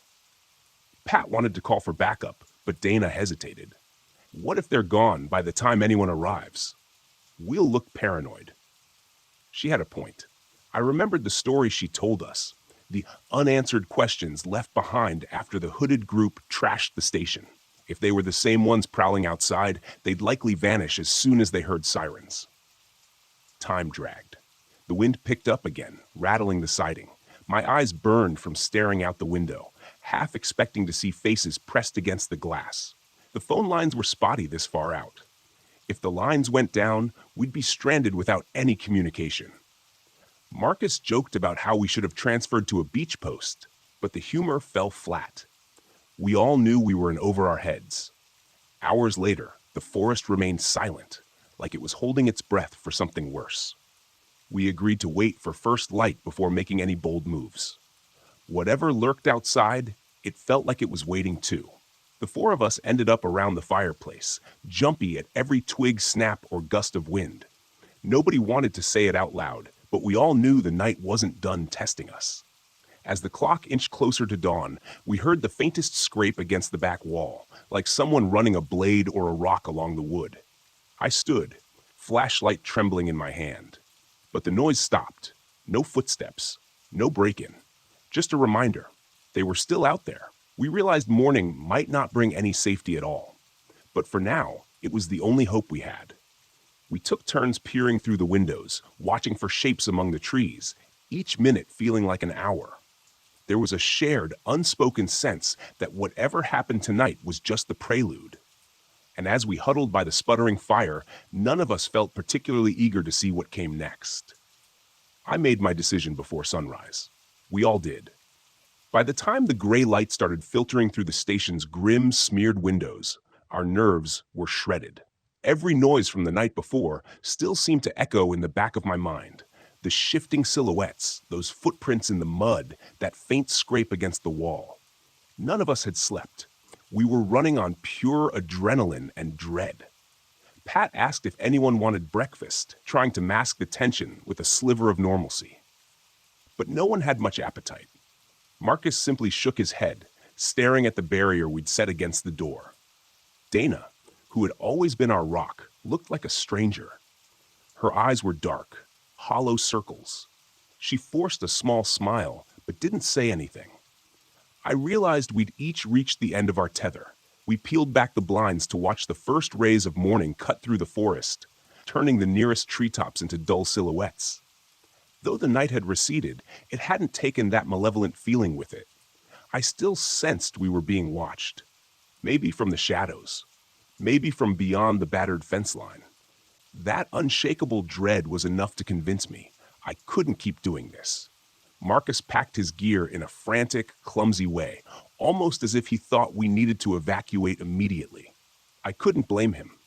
I grabbed my backpack, stuffing it with whatever personal items I could find, spare clothes, an old mug, a few dog-eared field guides. None of us spoke more than a few words, but there was a shared understanding. We were done. For good. It was like the forest itself had finally broken our last bit of resolve. Pat tore down the makeshift barricade, tossing the table aside with a grunt. "I'm not sticking around," he mumbled, blinking away the fatigue that clung to all of us. "I'll do the paperwork, whatever it takes, but I'm not coming back here." Dana stayed silent, but her eyes darted around the station one final time, almost as if she was memorizing every crack and splinter. I could only imagine what she was feeling, given her past run-ins with whatever lurked out there. Then she swallowed hard and whispered, "Let's go."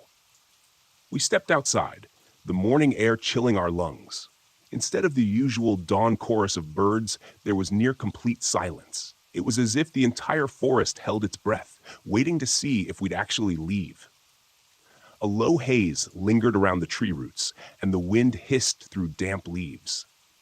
That creeping unease wouldn't let up. I felt like eyes were drilling holes in the back of my head. At the trucks, we didn't even try to pretend we'd come back. Normally, there'd be talk of the next shift or a reminder to lock up carefully. This time, we just piled in, turned the keys, and drove away. No glances in the rearview mirror. We knew what we were leaving behind. It wasn't just the station. It was the memory of that horrific night. The footprints in the mud, the indecipherable murmurs among the trees, and the strange totems that hinted we were in over our heads. As we hit the main road, I felt a glimmer of relief mixed with guilt. Part of me worried about the next person who'd fill our roles, but I knew I couldn't stay there. The forest had become too loaded with shadows and unanswered questions. We pulled up to the Central Ranger office later that morning. The woman at the front desk looked startled as we handed over our resignations in near unison. Pat's words tumbled out, shaky but resolute. "We're done. No more nights out there. No more of whatever's in those woods." Nobody asked a single follow-up question. Maybe they'd heard rumors. Maybe they saw our pale faces and realized we'd seen enough. All I know is we gathered our belongings from our lockers without a glance back.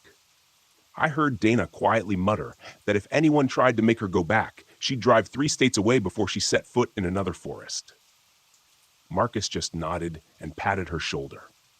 We left that day, each in our own car, driving away from the ranger service and the job we'd once loved. Even though I was relieved, there was a tiny voice in my head warning me. Those woods wouldn't forget us. Sometimes, when I'm alone and thinking too much, I picture the bare footprints and those hooded shapes slipping back beneath the branches. There's a sense of finality to it, but also a lingering question mark. Did we escape or just postpone the inevitable? Either way, I've got no intention of going back to find out. And if anyone were to ask, I'd tell them the same thing. Some places aren't meant to be understood or conquered. Some forests can keep their secrets. And I'll keep my distance forever.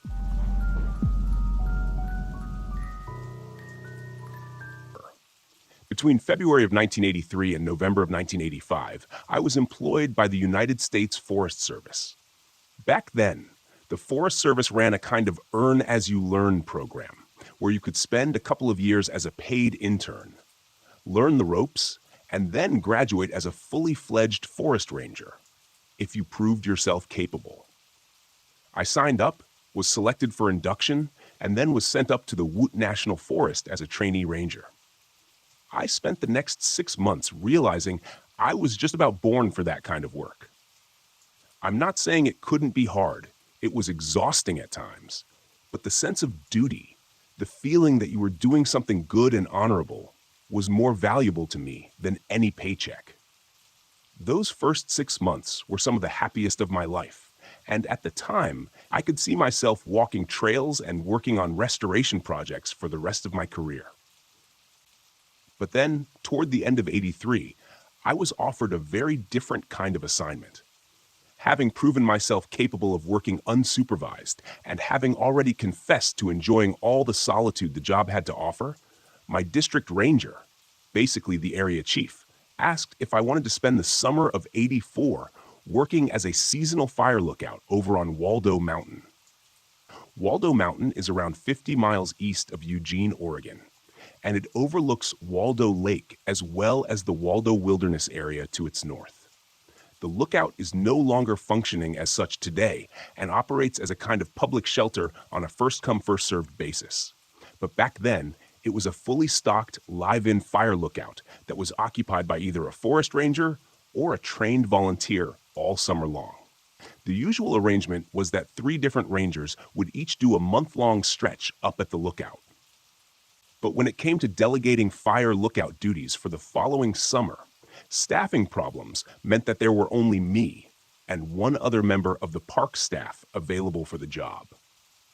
If I did a 6-week-long stretch up in the lookout from early June until mid-July, my district ranger would make sure it reflected very favorably on me when it came to offering me a full-time position.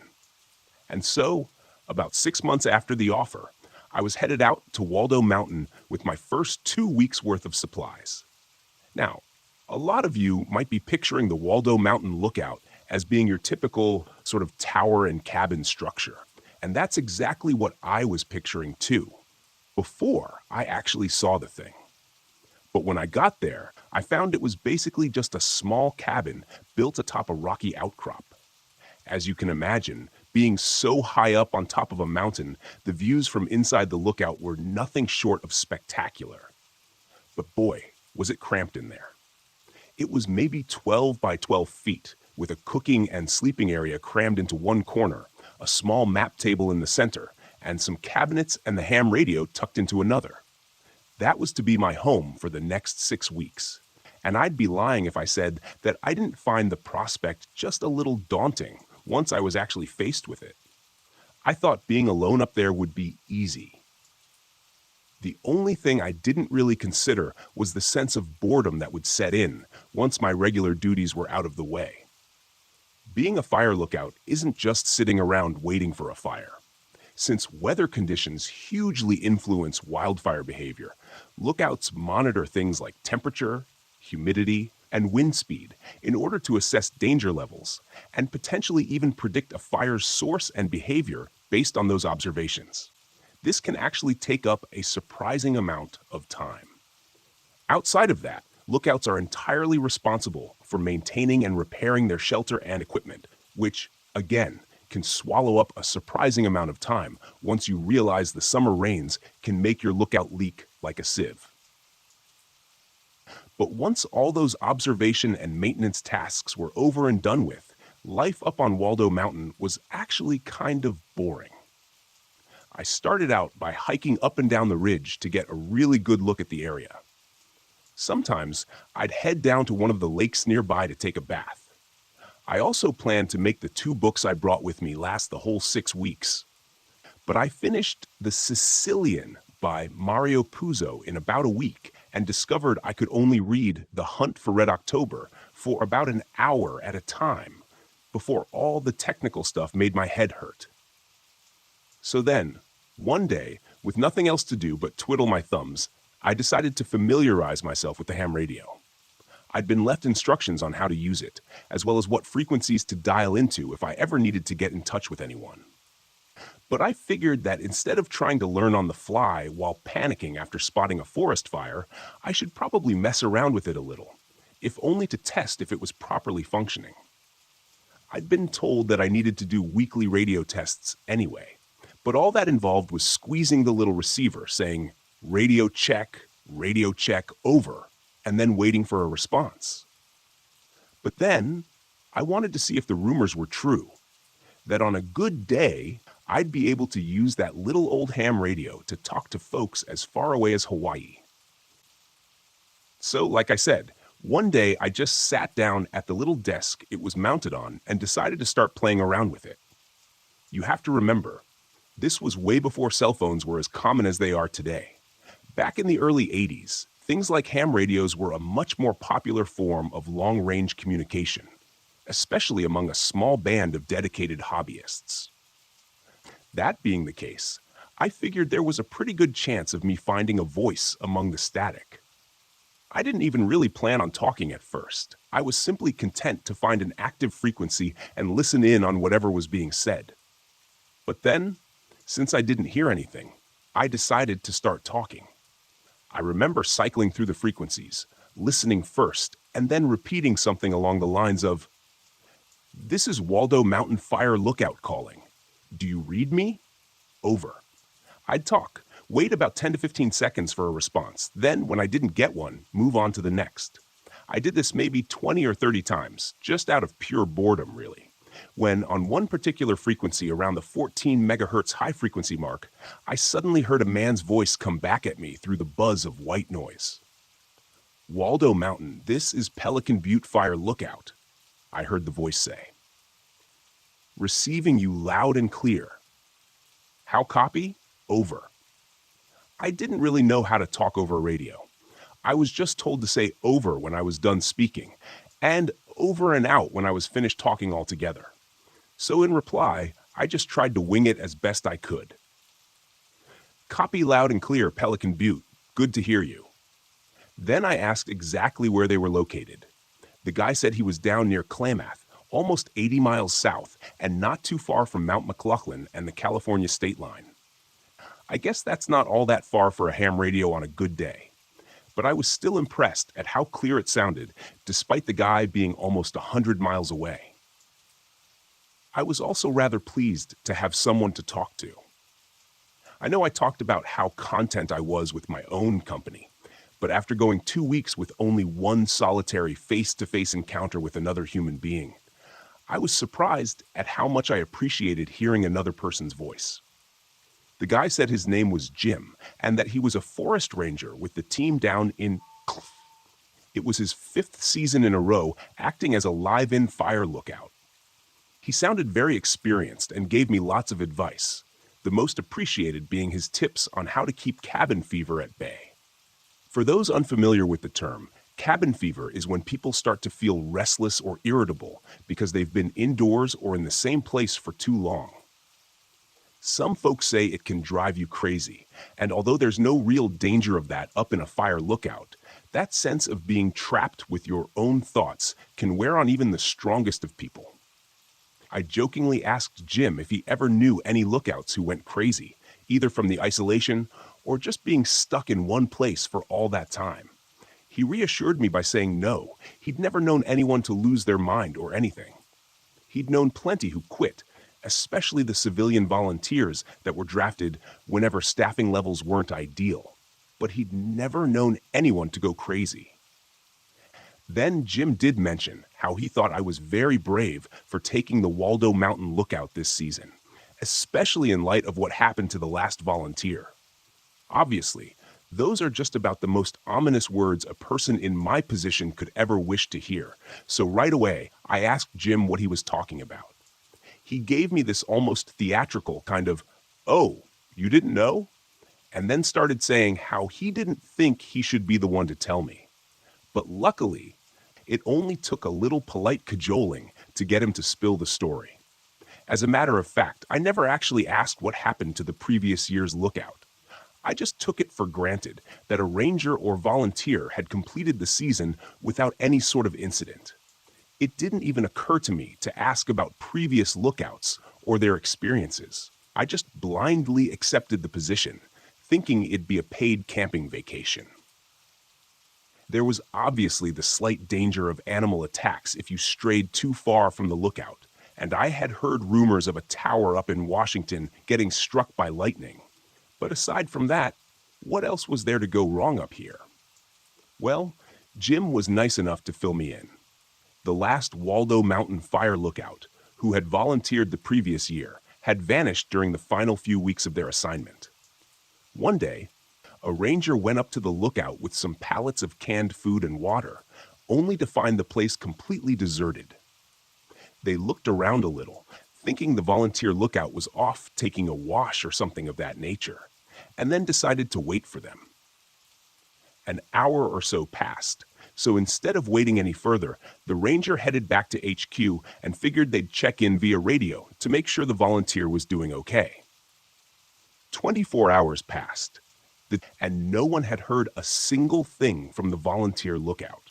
So another ranger headed up Waldo Mountain to check on them, only to find the place still deserted. The ranger team figured the volunteer had simply had enough and called it quits. But if that was the case, why was all their stuff still up in the lookout? All their clothes and their food were still there. Hell, even their boots were just lying inside the door, meaning that wherever they went, they did so in bare feet, or maybe sandals. Jim said he and the team down in Klamath followed the volunteers' disappearance as best they could. Losing a lookout like that felt personal, and Jim said the Klamath team even sent a few rangers up to Wamut to help with the search and rescue effort. But the volunteer was never found, and as far as Jim knew, they were still officially a missing person. I asked him what he thought had happened to the missing volunteer, and he said it was difficult to say. It wasn't out of the question that they'd taken a nasty fall someplace, maybe even down a ravine or into a hidden cave system, which might explain why they were never found. But then again, Jim said that you also couldn't rule out some kind of foul play. Maybe it was a personal thing. The volunteer had an enemy, someone they'd made very angry, who was devious enough to realize that hitting them someplace secluded like that might make for the perfect murder. Or maybe, just maybe, this poor soul got themselves selected almost at random by a killer who saw an opportunity and just took it. I remember listening to all of that and feeling the hairs on my arms and neck stand on end. Jim said he didn't mean to scare me and offered up a final theory involving the volunteer just voluntarily leaving, having gotten sick and tired of the lookout lifestyle to the point that they couldn't even bring themselves to carry their stuff home. You did indeed get the occasional rich kid heading up there to find themselves or something for those 3 months, only to realize they were wasting their entire summer vacation by week 2 or 3. So, if he had to put his money where his mouth was, Jim said he'd have gone with that. Granted, that final theory was probably the most likely outcome. But I'm also not scared to admit that the stuff he'd said first had me pretty shaken up. I kept a .38 with me just in case I ran into an overly friendly mountain lion, and that would obviously work at keeping a person at bay too. But the idea of someone creeping up on the lookout in the middle of the night while I was fast asleep, that was most definitely enough to give me the heebie-jeebies. I thanked Jim for passing on the info. Then, at the next available opportunity, I asked one of the WT Rangers about the missing volunteer from the previous year. They said they had no idea what I was talking about, that the ranger who had served as lookout the previous summer was one of the same ones who couldn't do it this year. I'd actually worked with this ranger on several different occasions, so I knew from personal experience that they hadn't gone missing, or that if they had, they sure had turned up again. I mentioned this to Jim the next time I got in touch with him, and he basically gave it the old, "Oh, that's what they told you, is it?" And I suppose they had folks just jumping at the chance to serve as lookouts this year, huh? Hearing him say that prompted a moment of terrified realization, so much so that I literally felt the color draining from my face as I listened. It was possible that Jim knew the WT Ranger had trouble finding lookouts for that season, so much so that I'd been asked to complete an extended stay. But even if he didn't know and it was just pure guesswork on his part, he was right. Once again, I got in touch with WUTHQ using my ham radio and asked them if the whole missing volunteer thing was true. My district ranger denied the whole thing and told me that I must have been getting some bad info from someplace. He said that he'd never heard of any Jim down there and that he'd be in touch with Clamo's district ranger all the same.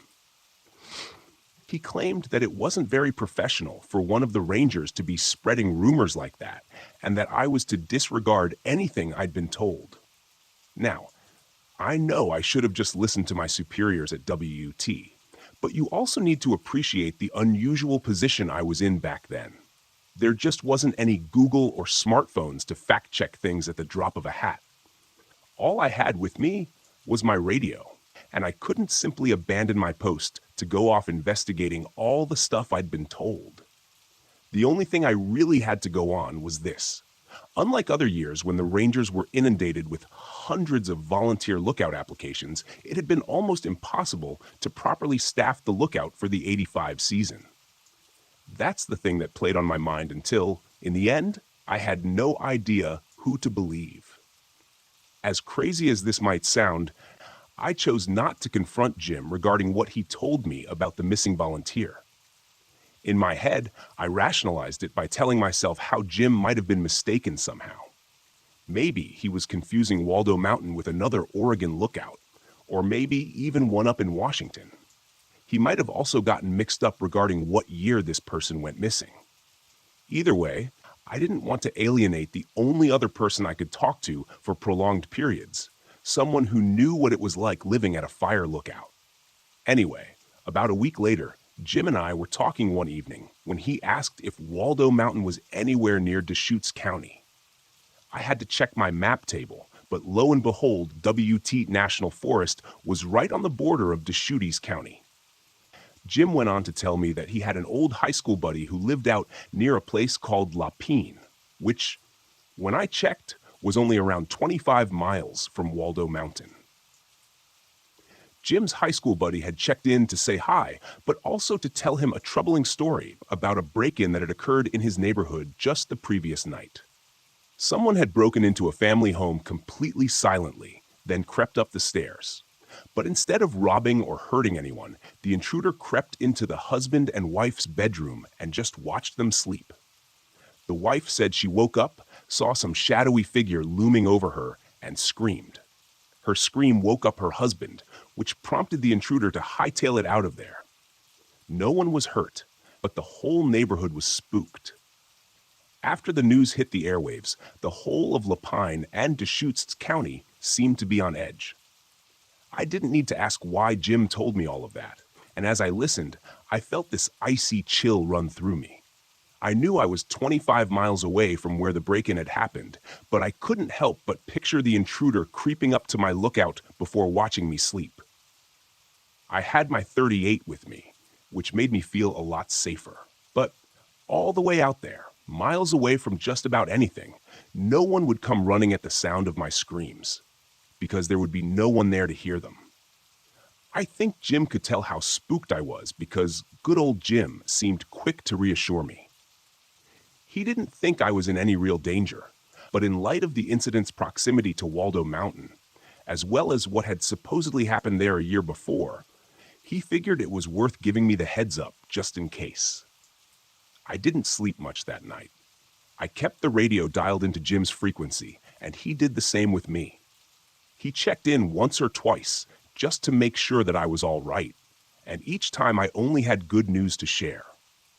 But on more than one occasion, I heard something from outside the lookout that had me clutching that .38, shining my flashlight through the dirty glass windows, and praying that I wouldn't see anyone approaching through the darkness.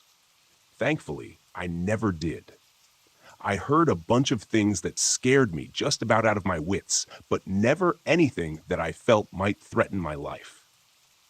That same fear wasn't quite as strong the next night, and Jim reassured me that there hadn't been any more of those creepy break-ins over in Lapine. But still, it weighed on my mind for quite a few nights after, and I don't think I got more than 3 or 4 hours of solid sleep during each one. Then came the day when I finally got to talk to my district ranger over the ham radio and got the opportunity to ask him some follow-up questions regarding that missing volunteer from the year before. My district ranger, who had been in touch with the folks down in Clamo, said that there had been no record of anyone named Jim staffing any of their lookouts. This wasn't something that I could let go of, though, so I confronted Jim on it, and this is what he told me. He swore on his grandchildren's lives that he really was in an old fire lookout tower down in Clamo County. It just wasn't in service anymore, and neither was he. Jim told me that he'd spent 30 years in the Forest Service, and for his final 5, he had indeed spent every summer up in a fire lookout. Now, he was retired, but since his wife had passed, he found that he missed being out in nature during those long Oregon summers. With his old lookout being permanently freed up, he decided to head out there, fix it up a little, and then spend the summer steeped in nostalgia. Jim figured that he'd come off as some lonely old coot if he told me the truth. So instead, he told me a little white lie, never imagining that he'd eventually be found out. He swore that everything else he told me was the truth, especially all the stuff about the volunteer going missing. And truthfully, I believed him. It made perfect sense to me, as much as I needed it to, anyway. I just didn't want to lose that voice in the static, the one I was counting on more and more to keep me sane. The first few weeks had been a breeze, and although the addition of Jim had been welcome, it had not been entirely necessary. But then, toward my final week, week 6, I realized that I had just about reached the limits of my endurance for isolation. and I had actually started to consider Jim a good friend. With that in mind, you can imagine the fear that I felt one night when Jim got in touch over the radio with a distinct sound of terror in his voice. As I said, we had been keeping our radios tuned to one another's frequencies at night, just in case anything bad happened. It had been a quiet evening, but then, at around midnight, my radio suddenly burst to life with the sound of Jim's voice. "Jake, it's Jim," he said in a slow, shaky voice before asking, "Are you there? How copy? Over." Hearing the urgency in his voice, I rushed over to the radio and began asking him what was up. He then told me, in this frantic, fractured style of speech, that he'd heard someone moving around in the darkness outside his lookout tower. Then, after grabbing his flashlight and heading out onto the walkway outside his cabin, he realized that there were several dark figures in the woods surrounding him on 3 sides. Right away, I told Jim to get the hell off the frequency so he could call for help. But Jim then told me that he'd already tried to contact his HQ down in Clamo, but no one seemed to be manning the radio. He needed me to contact my Ranger HQ so that they could call the cops down in Clamo. I told him I'd do that right away, but before I could twist the frequency dial, I heard him shouting, "Wait!" Jim then started to explain, in the same terrified voice, that the cops needed to know which Pelican Butte to drive out to. Apparently, there was already a Pelican Butte campground down in Clamo County, and the cops needed to head to the old lookout tower Jim was manning, which was off Falls Highway near the 4M Flat Quarry. If I didn't pass along this crucial piece of information, Jim would be screwed. I remember frantically scribbling all that information down and asking Jim to repeat the name of the forest road he had mentioned at one point. And then, after waiting for his response, this is what I heard. Jim's voice suddenly broke through the static and said, "Oh God, they're coming up the stairs." I told him to lock and load the rifle he'd mentioned having with him, and to shoot anyone who came through the door to his cabin. I then heard Jim screaming, "Oh my God! Oh my God! What the hell are you people?" And the next thing I heard was a loud bang, then another and another. Jim let out a scream, and then, once his own had sort of petered out, something else unleashed an ear-splitting, inhuman roar before the transmission suddenly went quiet. I've faced some pretty terrifying moments in my life, but that right there might just take the cake. I thought I had just heard Jim, a man I'd grown remarkably close to over the previous 5 weeks, being shot to death in a lookout tower almost 100 miles from where I was sitting. I flew into a full-blown panic, trying desperately to dial into the frequency of the WUTHQ. Once I had one of the Rangers on the other end, I began to frantically relay everything I'd heard, including all the details about going to the correct location. Then, once they had promised to contact the Clamo County Sheriff, I switched back to Jim's frequency and began calling out to him across the airwaves. "Jim," I said. "Jim, are you there, buddy?" And the airwaves stayed silent. Nothing but the cold buzz of static. I begged him to say something, say anything. I told him the cops were on their way, that he just needed to hang on and everything would be okay. But deep down, I knew things most probably were not.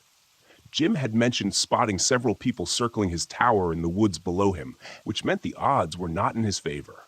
So when he set the radio's handset down, it hit me that the man I'd gotten to know so well over the previous 5 weeks had just been brutally murdered before my very ears. But then, just as my head sank down in my hands, the radio buzzed to life and someone began to speak. "Hello?" someone asked. The voice sounded like it belonged to a younger man. "Is anyone there?" I rushed over to the radio, announced my presence, and then asked where Jim was and if he was okay. In reply, and in a way that I could almost hear him grinning, he told me, "Sorry to be the one to tell you this, but Jim is dead." I heard laughter before the transmission cut out. In response, I started yelling about how they wouldn't get away with what they had just done. I told them the authorities were already on their way, that they were all going to rot in jail. But when I figured whoever was on the other end probably wasn't listening anymore, I ceased my rant and let go of the push-to-talk button. only to hear laughter coming from the other end. It was maniacal, gloating, satisfied. Just as I was leaning forward to change the frequency and rid myself of the taunting howls of a murderous stranger, they spoke once more. "You're so stupid," I heard them laughing. "I can't believe you sent the cops out there." The voice had changed almost completely, but in my confusion, I didn't quite realize what was going on yet. I reached over, picked up the handset, and once again asked where Jim was. "There is no Jim, you moron," I heard in reply. "It was me this whole time, and you ate it up. What kind of sad, lonely piece of human trash are you? You ate up every word." I was speechless, stunned into a dumb silence, and all I could do was listen. "Goddamn," the young man said. "I knew I was good, but I didn't think I was that good." He let out another long, wheezing laugh. Then, once he pulled himself together a little, he asked if I was still there. I didn't know what else to say. I picked up the handset, and the first thing that came to mind was the first thing out of my mouth. "You should be ashamed of yourself," I said. "And you should off yourself," came the reply instantly, with the man screaming those last two words so loud they were almost lost in distortion. As I leaned over to the radio set to change the frequency, more of that same warped, maniacal laughter poured out from the small tinny speakers, only to be suddenly silenced with the twist of the dial.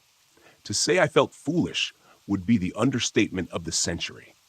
That guy dangled a little bait in the water, and not only did I bite, but I swallowed it hook, line, and sinker too. There was no Jim. There was no missing volunteer lookout from the year before. But then again, I bet some of you figured that one out a long way back. I also bet that guy knew so much about being a fire lookout because he'd talked to one a whole bunch, most likely using the same ham radio he used to talk to me. Then, I don't know, maybe what was intended as a one-time prank just snowballed. It wouldn't be too hard to fake all those sounds either. The gunshots and the screams, I mean. But what must have been difficult for anyone in their right mind was having the patience to drag me through a 5-week-long con before delivering that horrifying final performance. That's what, for me at least, makes this all seem like a lot more than just a playful prank.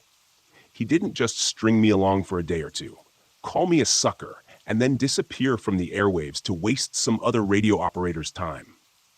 He kept things going for more than a month. He put hours into talking to me, into building his character and earning my trust. He put on the gravelly smoker's voice of a man in his 60s, and he did so for hours upon hours upon hours. Then, in the end, the kid, I guess, who ended up screaming at me through the airwaves sounded like his balls had only just dropped. He made me believe in a person who didn't exist, and as much as that speaks to the sheer magnitude of my own idiocy, I think it says a lot about his being a psycho too. I spent the rest of my final week in a kind of semi-depressed daze. I felt like the single stupidest person on the face of the earth, a weak-minded, pathetic excuse for a man who got so lonely that he fell for the dumb prank of a bored, psychopathic teenager. And that's the thing too. I didn't just fall for it one time.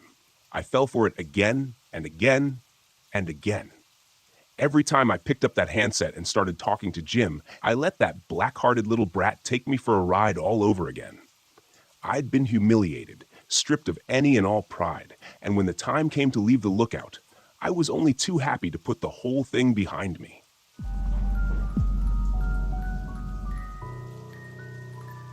The sun was just starting to dip behind the mountains when the call came through. It was the kind of light that turned the trees into long, jagged shadows, casting an orange hue over everything, making the forest look both beautiful and a little sinister at the same time. I was standing on the porch of the ranger station, my back sore from another day in the field, thinking about nothing in particular. Then the radio crackled to life. "Ian, you there?" It was Kyle, the new guy. Fresh as they come, but eager. He was stationed up near the old fire watch tower, abandoned for years now since the budget cuts. I raised the radio to my mouth. "Go ahead, Kyle." There was a pause, too long. A crackle of static filled the silence, and then I heard it, the sound of his breathing. Fast and uneven. Fear. I think something's out here, he said, his voice barely more than a whisper. What are you talking about? I asked, a knot of unease forming in my gut. Is it a bear? No, not a bear. Something else. Something's not right. The knot tightened. Stay calm, Kyle. Where are you exactly? By the watchtower near the North Ridge. I thought I saw something in the trees. The radio cut out, and what came next made my blood run cold. A sound low and guttural like an animal, but not quite. It was a sound that didn't belong to anything I knew in these woods. The radio crackled once more, a blood-curdling scream. And then, nothing. Silence. I stood there for a moment, frozen, my hand gripping the radio so tight my knuckles were white. The air around me seemed to still, thick with something I couldn't name. I could feel the others inside the station staring at me, waiting. Jess was the first to speak, her voice cutting through the heavy quiet. "What the hell was that?" she asked, stepping outside. Jess was our tracker, a seasoned ranger who could find anything or anyone in these woods. But even she looked rattled. I lowered the radio slowly, my mind already racing. "Kyle's in trouble. He's by the old fire watchtower. We need to go, now." James, the biologist, came to the door next. He leaned against the frame, arms crossed, that permanent skeptical expression on his face. "You really think it's something dangerous? Could be just a mountain lion, maybe even a wolf. Nothing to panic about." But I'd heard panic in Kyle's voice. Whatever was out there, it wasn't a mountain lion. I could feel it in my bones.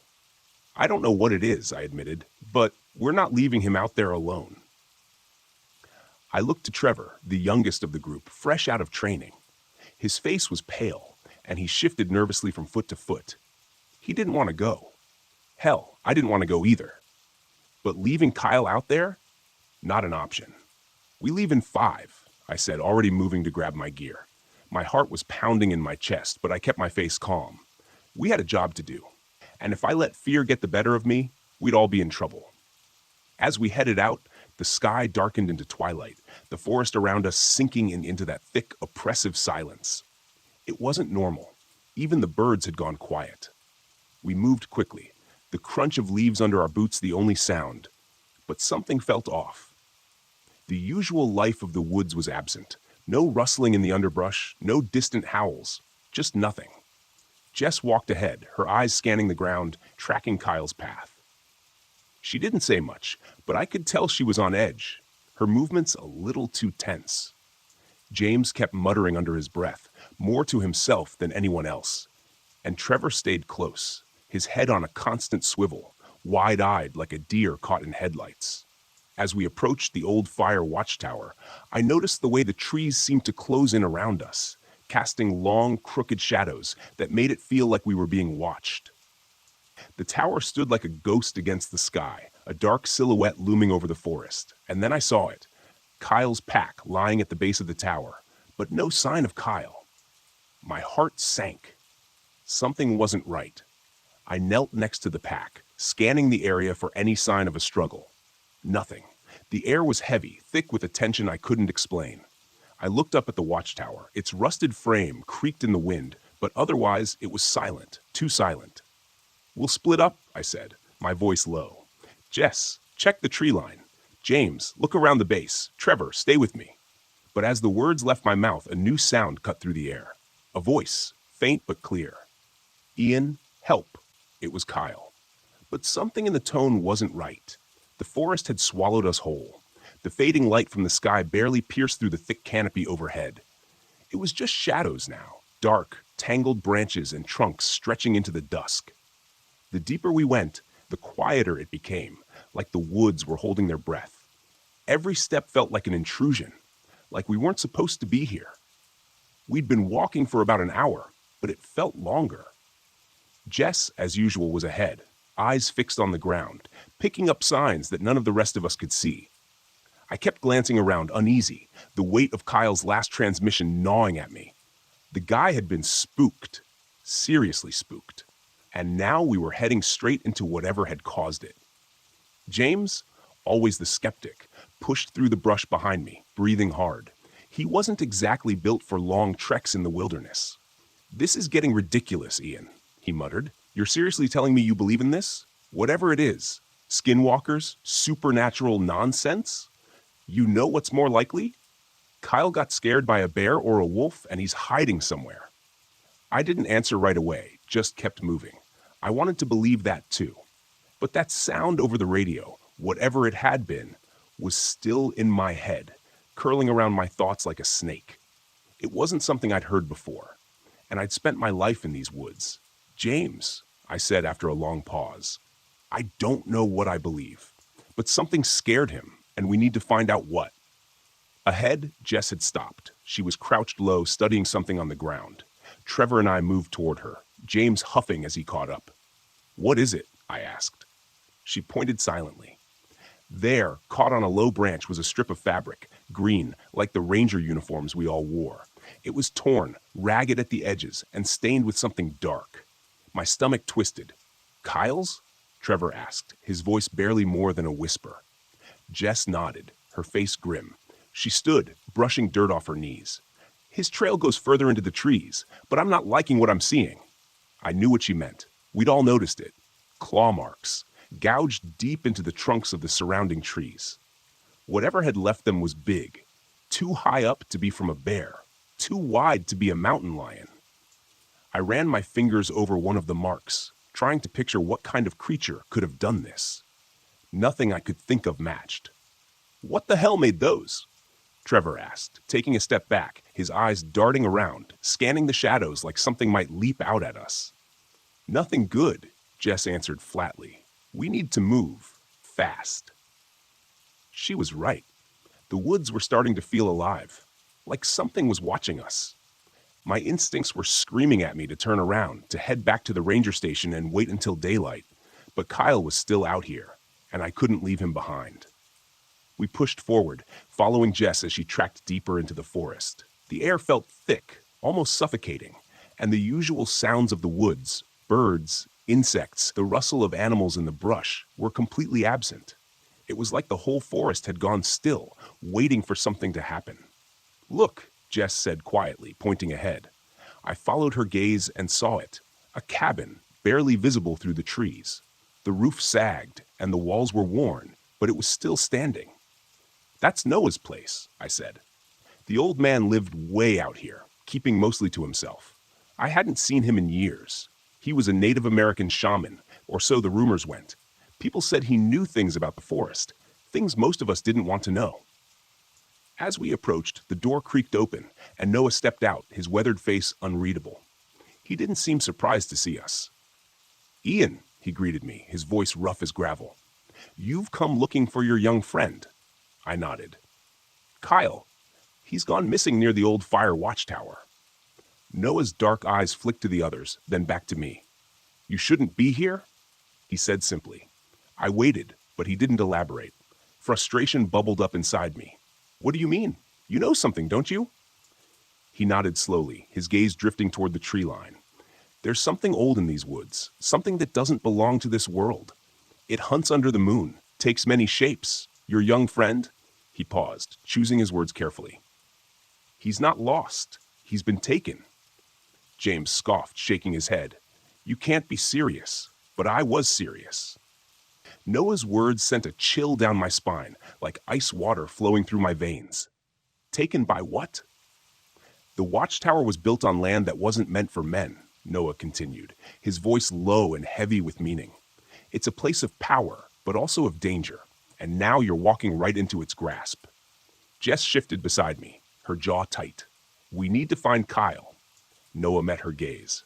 If you go further, you'll find more than your friend, and you may not like what you see. I glanced back at the forest. The trees seemed to press closer, the shadows deeper. Something was out there, waiting. The sun disappeared faster than I'd expected, swallowed up by the thick tangle of trees that closed in around us. The darkness didn't creep in. It fell, hard, like a curtain dropping after a show. 1 minute, there was a faint glow in the distance. The next, nothing. Just shadows and the faint rustling of wind through the treetops. But even the wind felt wrong. Too still. Too quiet.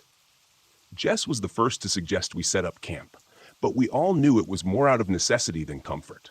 Our pace had slowed, tension growing with each step, and we hadn't seen a trace of Kyle for hours. Just his pack, some torn fabric, and those claw marks on the trees. Whatever was out here, it wasn't going to let us find him easily. We cleared a small patch of ground just off the path, far enough from the thickest of the trees, but close enough to feel trapped. I could see it in their faces. Jess, James, Trevor, they were all trying to act like everything was under control, like this was just another night out in the wilderness. But none of us believed it. Fire, Jess said quietly, gathering dry branches. It'll keep the animals away. But we all knew it wasn't animals we were worried about anymore. James didn't say much, which was unusual for him. Normally, he'd be full of explanations, trying to make sense of everything with his wildlife biology degree, dismissing anything he couldn't explain with logic and facts. But not now. The look on his face told me he wasn't sure of anything anymore. Trevor was the worst off. He sat hunched over near the fire, hugging his knees like a scared kid, eyes darting to every rustle, every crack of a twig in the darkness.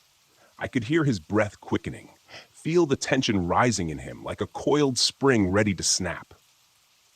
"We're fine," I said, more to convince myself than anyone else. "We've been through worse, right?" But no one answered. The fire flickered weakly, throwing twisted shadows against the trees. The woods seemed to move around us, closing in just out of reach of the light. That oppressive silence, so thick you could feel it pressing down on your chest, lingered. And I couldn't shake the sense that we weren't alone. We sat there, staring into the flames, pretending it was enough to keep the darkness at bay. Then, without warning, a sound cut through the stillness. A voice. "Help, please," Kyle's voice. Trevor shot up from his spot, eyes wide. "Kyle!" he yelled, taking a step toward the trees. "Wait!" I grabbed his arm, yanking him back. He looked at me, confused and desperate, but I kept my grip firm. There was something off about that voice, something not quite right. It was too faint, too distant, like it wasn't coming from anywhere at all, just hanging in the air around us. And then, just as quickly as it had come, it was gone, swallowed up by the woods. "That wasn't him," Jess said softly, eyes scanning the dark tree line. "It sounded like him," Trevor argued, "but it wasn't." He shook his head. "You don't know that. He could be out there, hurt, scared. We can't just leave him." "We're not leaving him," I said. "But running off into the dark isn't going to help either. We stick together. If that was Kyle, we'll find him." I gestured toward the trees. But that didn't feel right. Trevor's resolve cracked. His mouth opened like he wanted to argue, but no words came out. Instead, he just nodded, eyes still darting nervously toward the trees. We all stayed close to the fire after that. The tension was so thick you could cut it with a knife. I kept listening for that voice, but it didn't come again. Instead, there were other sounds. Quiet, almost imperceptible at first. A snapping branch, the shuffle of something moving through the underbrush. Jess stiffened beside me, her hand instinctively going to the hunting knife on her belt. Then came the growl. Low, guttural, like something big, something dangerous. Just beyond the circle of firelight. The hair on the back of my neck stood on end, and I felt a cold sweat break out across my skin. James, who had been staring into the flames, looked up, his face pale. "What the hell was that?" he whispered, eyes wide. We all stood, weapons ready, scanning the darkness. The growl came again. Closer this time. I could feel it reverberate in my chest, a deep, rumbling sound that shook the ground beneath us. My heart pounded, adrenaline flooding my veins. Every instinct screaming at me to run, but there was nowhere to go. Then the growl stopped, replaced by a sickening silence. We waited, tense, expecting something to leap out of the shadows. But instead, it was Trevor who broke the stillness. His voice cracked, barely audible. I turned toward him, just in time to see his wide, terrified eyes, before he disappeared into the darkness. Gone. Just like that. His radio hit the ground with a soft thud, the only thing left of him. Then it crackled to life, and through the static came Trevor's voice. "Help! I'm here." But it wasn't him. The fire watchtower loomed over us like a forgotten monument, barely visible in the gloom. Its rusted frame creaked in the wind, a skeleton of what it once was. We stumbled toward it, driven by pure instinct and fear, Trevor's disappearance still fresh in our minds. The ground felt like it was shifting under my feet, every step heavier than the last, as though the forest itself didn't want us to reach the tower. Jess was limping beside me, her breath ragged and shallow. She had twisted her ankle when we'd run from the campsite after Trevor vanished, but she refused to slow down.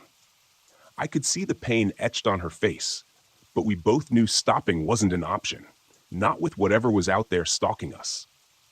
James trailed behind, pale and silent, his disbelief finally shattered by what we'd witnessed. The thing in the forest wasn't an animal. It wasn't something any of us had ever dealt with. I glanced back at him, his eyes wide and wild, like a man on the edge of losing it completely. "You hanging in there, James?" He didn't answer at first, just kept moving, his breath coming in shallow, panicked gasps. I don't know what's out there," he muttered. "I thought it was maybe just some predator. But this, it's not." His voice cracked. "It's real," I said grimly, "and it's coming." We reached the base of the tower, and my hand instinctively went to the ladder. I craned my neck, looking up. The old wooden platform was barely visible in the dim light, just a dark outline against the sky. I didn't like the idea of going up there. It felt like a trap. But staying on the ground wasn't an option either. "Up," I said, pushing Jess ahead of me. "Let's move." One by one, we climbed, the old rungs creaking under our weight. My pulse pounded in my ears, my senses screaming at me to keep moving, keep climbing. Behind us, the forest was too quiet. No more growling, no more rustling, just that suffocating silence, like the whole world was holding its breath. We reached the top and clambered onto the platform. It swayed under our weight, groaning in protest, but it held. The view from up here was terrifying.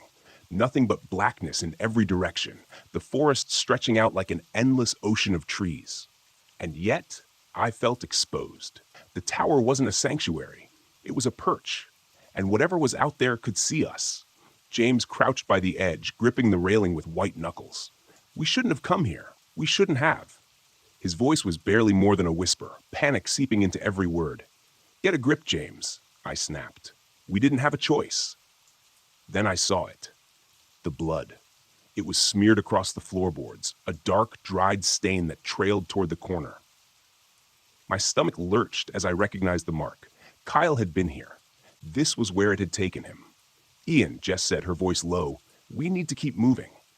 But before I could respond, there it was again, a voice, faint and distant, floating up from below. "Ian, Jess, help me." "Kyle, not anymore." "Don't listen to it," I said, louder than I meant to. "It's not him." But the voice kept coming. Closer now. Clearer. "Please, Ian, help me." I backed away from the edge, caught, my hand tightening on the grip of the rifle slung across my shoulder. Then, an explosion of sound from below. Branches snapping. Something large crashing through the underbrush. It was circling the tower. Then, silence.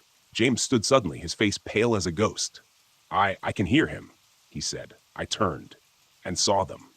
Two glowing yellow eyes just beyond the tree line. Too high up to belong to anything normal. Too bright. Too wrong. James didn't scream. He didn't make a sound. As something pulled him into the darkness, the sound of snapping branches and tearing flesh filled the night. Jess clutched my arm, her breath ragged. "What do we do?" I swallowed hard, my heart pounding. "We wait." But even as I said it, I knew. There was no waiting. The thing had found us, and now it was just a matter of time. Below us, the voice came again. Soft, pleading. "Ian, please." I closed my eyes, gripping my rifle tighter. It was going to come for us next. The forest was alive with the sound of something hunting us. The skinwalker circled below, unseen but unmistakably there, its movements too fast, too erratic. We could hear it growl, reverberating through the trees, a low guttural sound that sent ice-cold terror through my veins. Every crack of a branch, every rustle of leaves had me gripping the rifle tighter, but I knew a gun wasn't going to stop whatever was down there. Jess crouched beside me, her breath coming in shallow gasps, her face pale, streaked with sweat and dirt. Neither of us spoke, both listening to the sound of the creature prowling below, waiting for it to make its move. The fire watchtower swayed slightly under the pressure of the wind, or maybe under the pressure of something worse. something that didn't care whether or not we had high ground. "I don't think it's going to stop," Jess whispered, her voice raw, barely a thread of sound. I swallowed hard. "No, it won't. It's playing with us." The creature was relentless. Every few minutes it would let out a sound, sometimes like Kyle's voice, sometimes like a deep, ragged breath, always pulling at our nerves, making it impossible to think straight. The rifle felt useless in my hands. This wasn't a bear. This wasn't a wolf. This was something older, darker, and it was feeding off our fear. Suddenly, a loud thud echoed up from below. Something had hit the tower, hard. The whole platform shuddered, sending splinters flying up from the old, rotten wood. I grabbed Jess, pulling her back from the edge just as another thud shook the entire structure. "It's trying to knock the tower down," Jess said, her voice barely above a whisper, eyes wide with panic. "We can't stay up here," I said, scanning the surrounding forest. The trees were just a blur of black shadows, but the sense of being watched, of being hunted, was overwhelming. We were running out of options. If it brought the tower down, we'd be sitting ducks. Another loud crash, and the tower groaned under the force. I felt the platform shift beneath us, my heart racing. If we didn't move, this thing was going to tear the whole place apart. "We've got to make a run for it," I said, the words catching in my throat.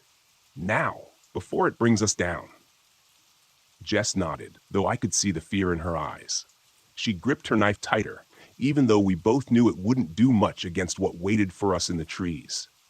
I threw the rifle over my shoulder, slung low, and moved toward the ladder. "Stay close. We run straight for Noah's cabin. If we can make it to his land, maybe it won't follow." I didn't wait for her to respond. I grabbed the ladder and began my descent, the wood creaking beneath my weight. Every second felt like a lifetime. I kept expecting the skinwalker to grab me, yank me off the ladder, and drag me into the dark, but nothing came. Jess was right behind me, her breathing sharp and fast. As soon as my boots hit the ground, I spun around, scanning the forest. The growling had stopped. The forest was eerily still. Too still. "Let's go," I said, grabbing her arm, and we bolted. The woods closed in around us immediately. The shadows deeper, thicker, like the trees themselves wanted to slow us down. We ran hard, dodging branches, our boots pounding against the uneven ground. I could hear Jess just behind me, her breath ragged and desperate, but we didn't slow down. Behind us, there was a sudden, sharp crack, the sound of something large moving fast through the trees. "It's coming," Jess yelled, her voice trembling with terror. I didn't look back. I didn't have to. The howling started again, low at first, then rising, gaining speed, getting closer. It was right behind us. I could feel it. "Faster," I urged, pushing Jess ahead of me. My lungs burned, my legs screaming in protest, but we couldn't stop. Not now.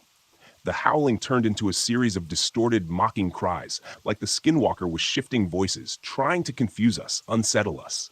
Sometimes it sounded like Kyle, sometimes like Trevor, sometimes like something far worse. We were running blind, crashing through the underbrush, barely able to see where we were going. The only goal was Noah's cabin. If we could just make it there, maybe the skinwalker would stop. Maybe. "There!" Jess cried out, pointing ahead. Through the darkness, I saw it, a faint light, barely visible through the trees. Noah's cabin. It was so close, but the skinwalker was even closer. The ground beneath us shook with its footsteps now, the heavy thud of claws tearing through the earth.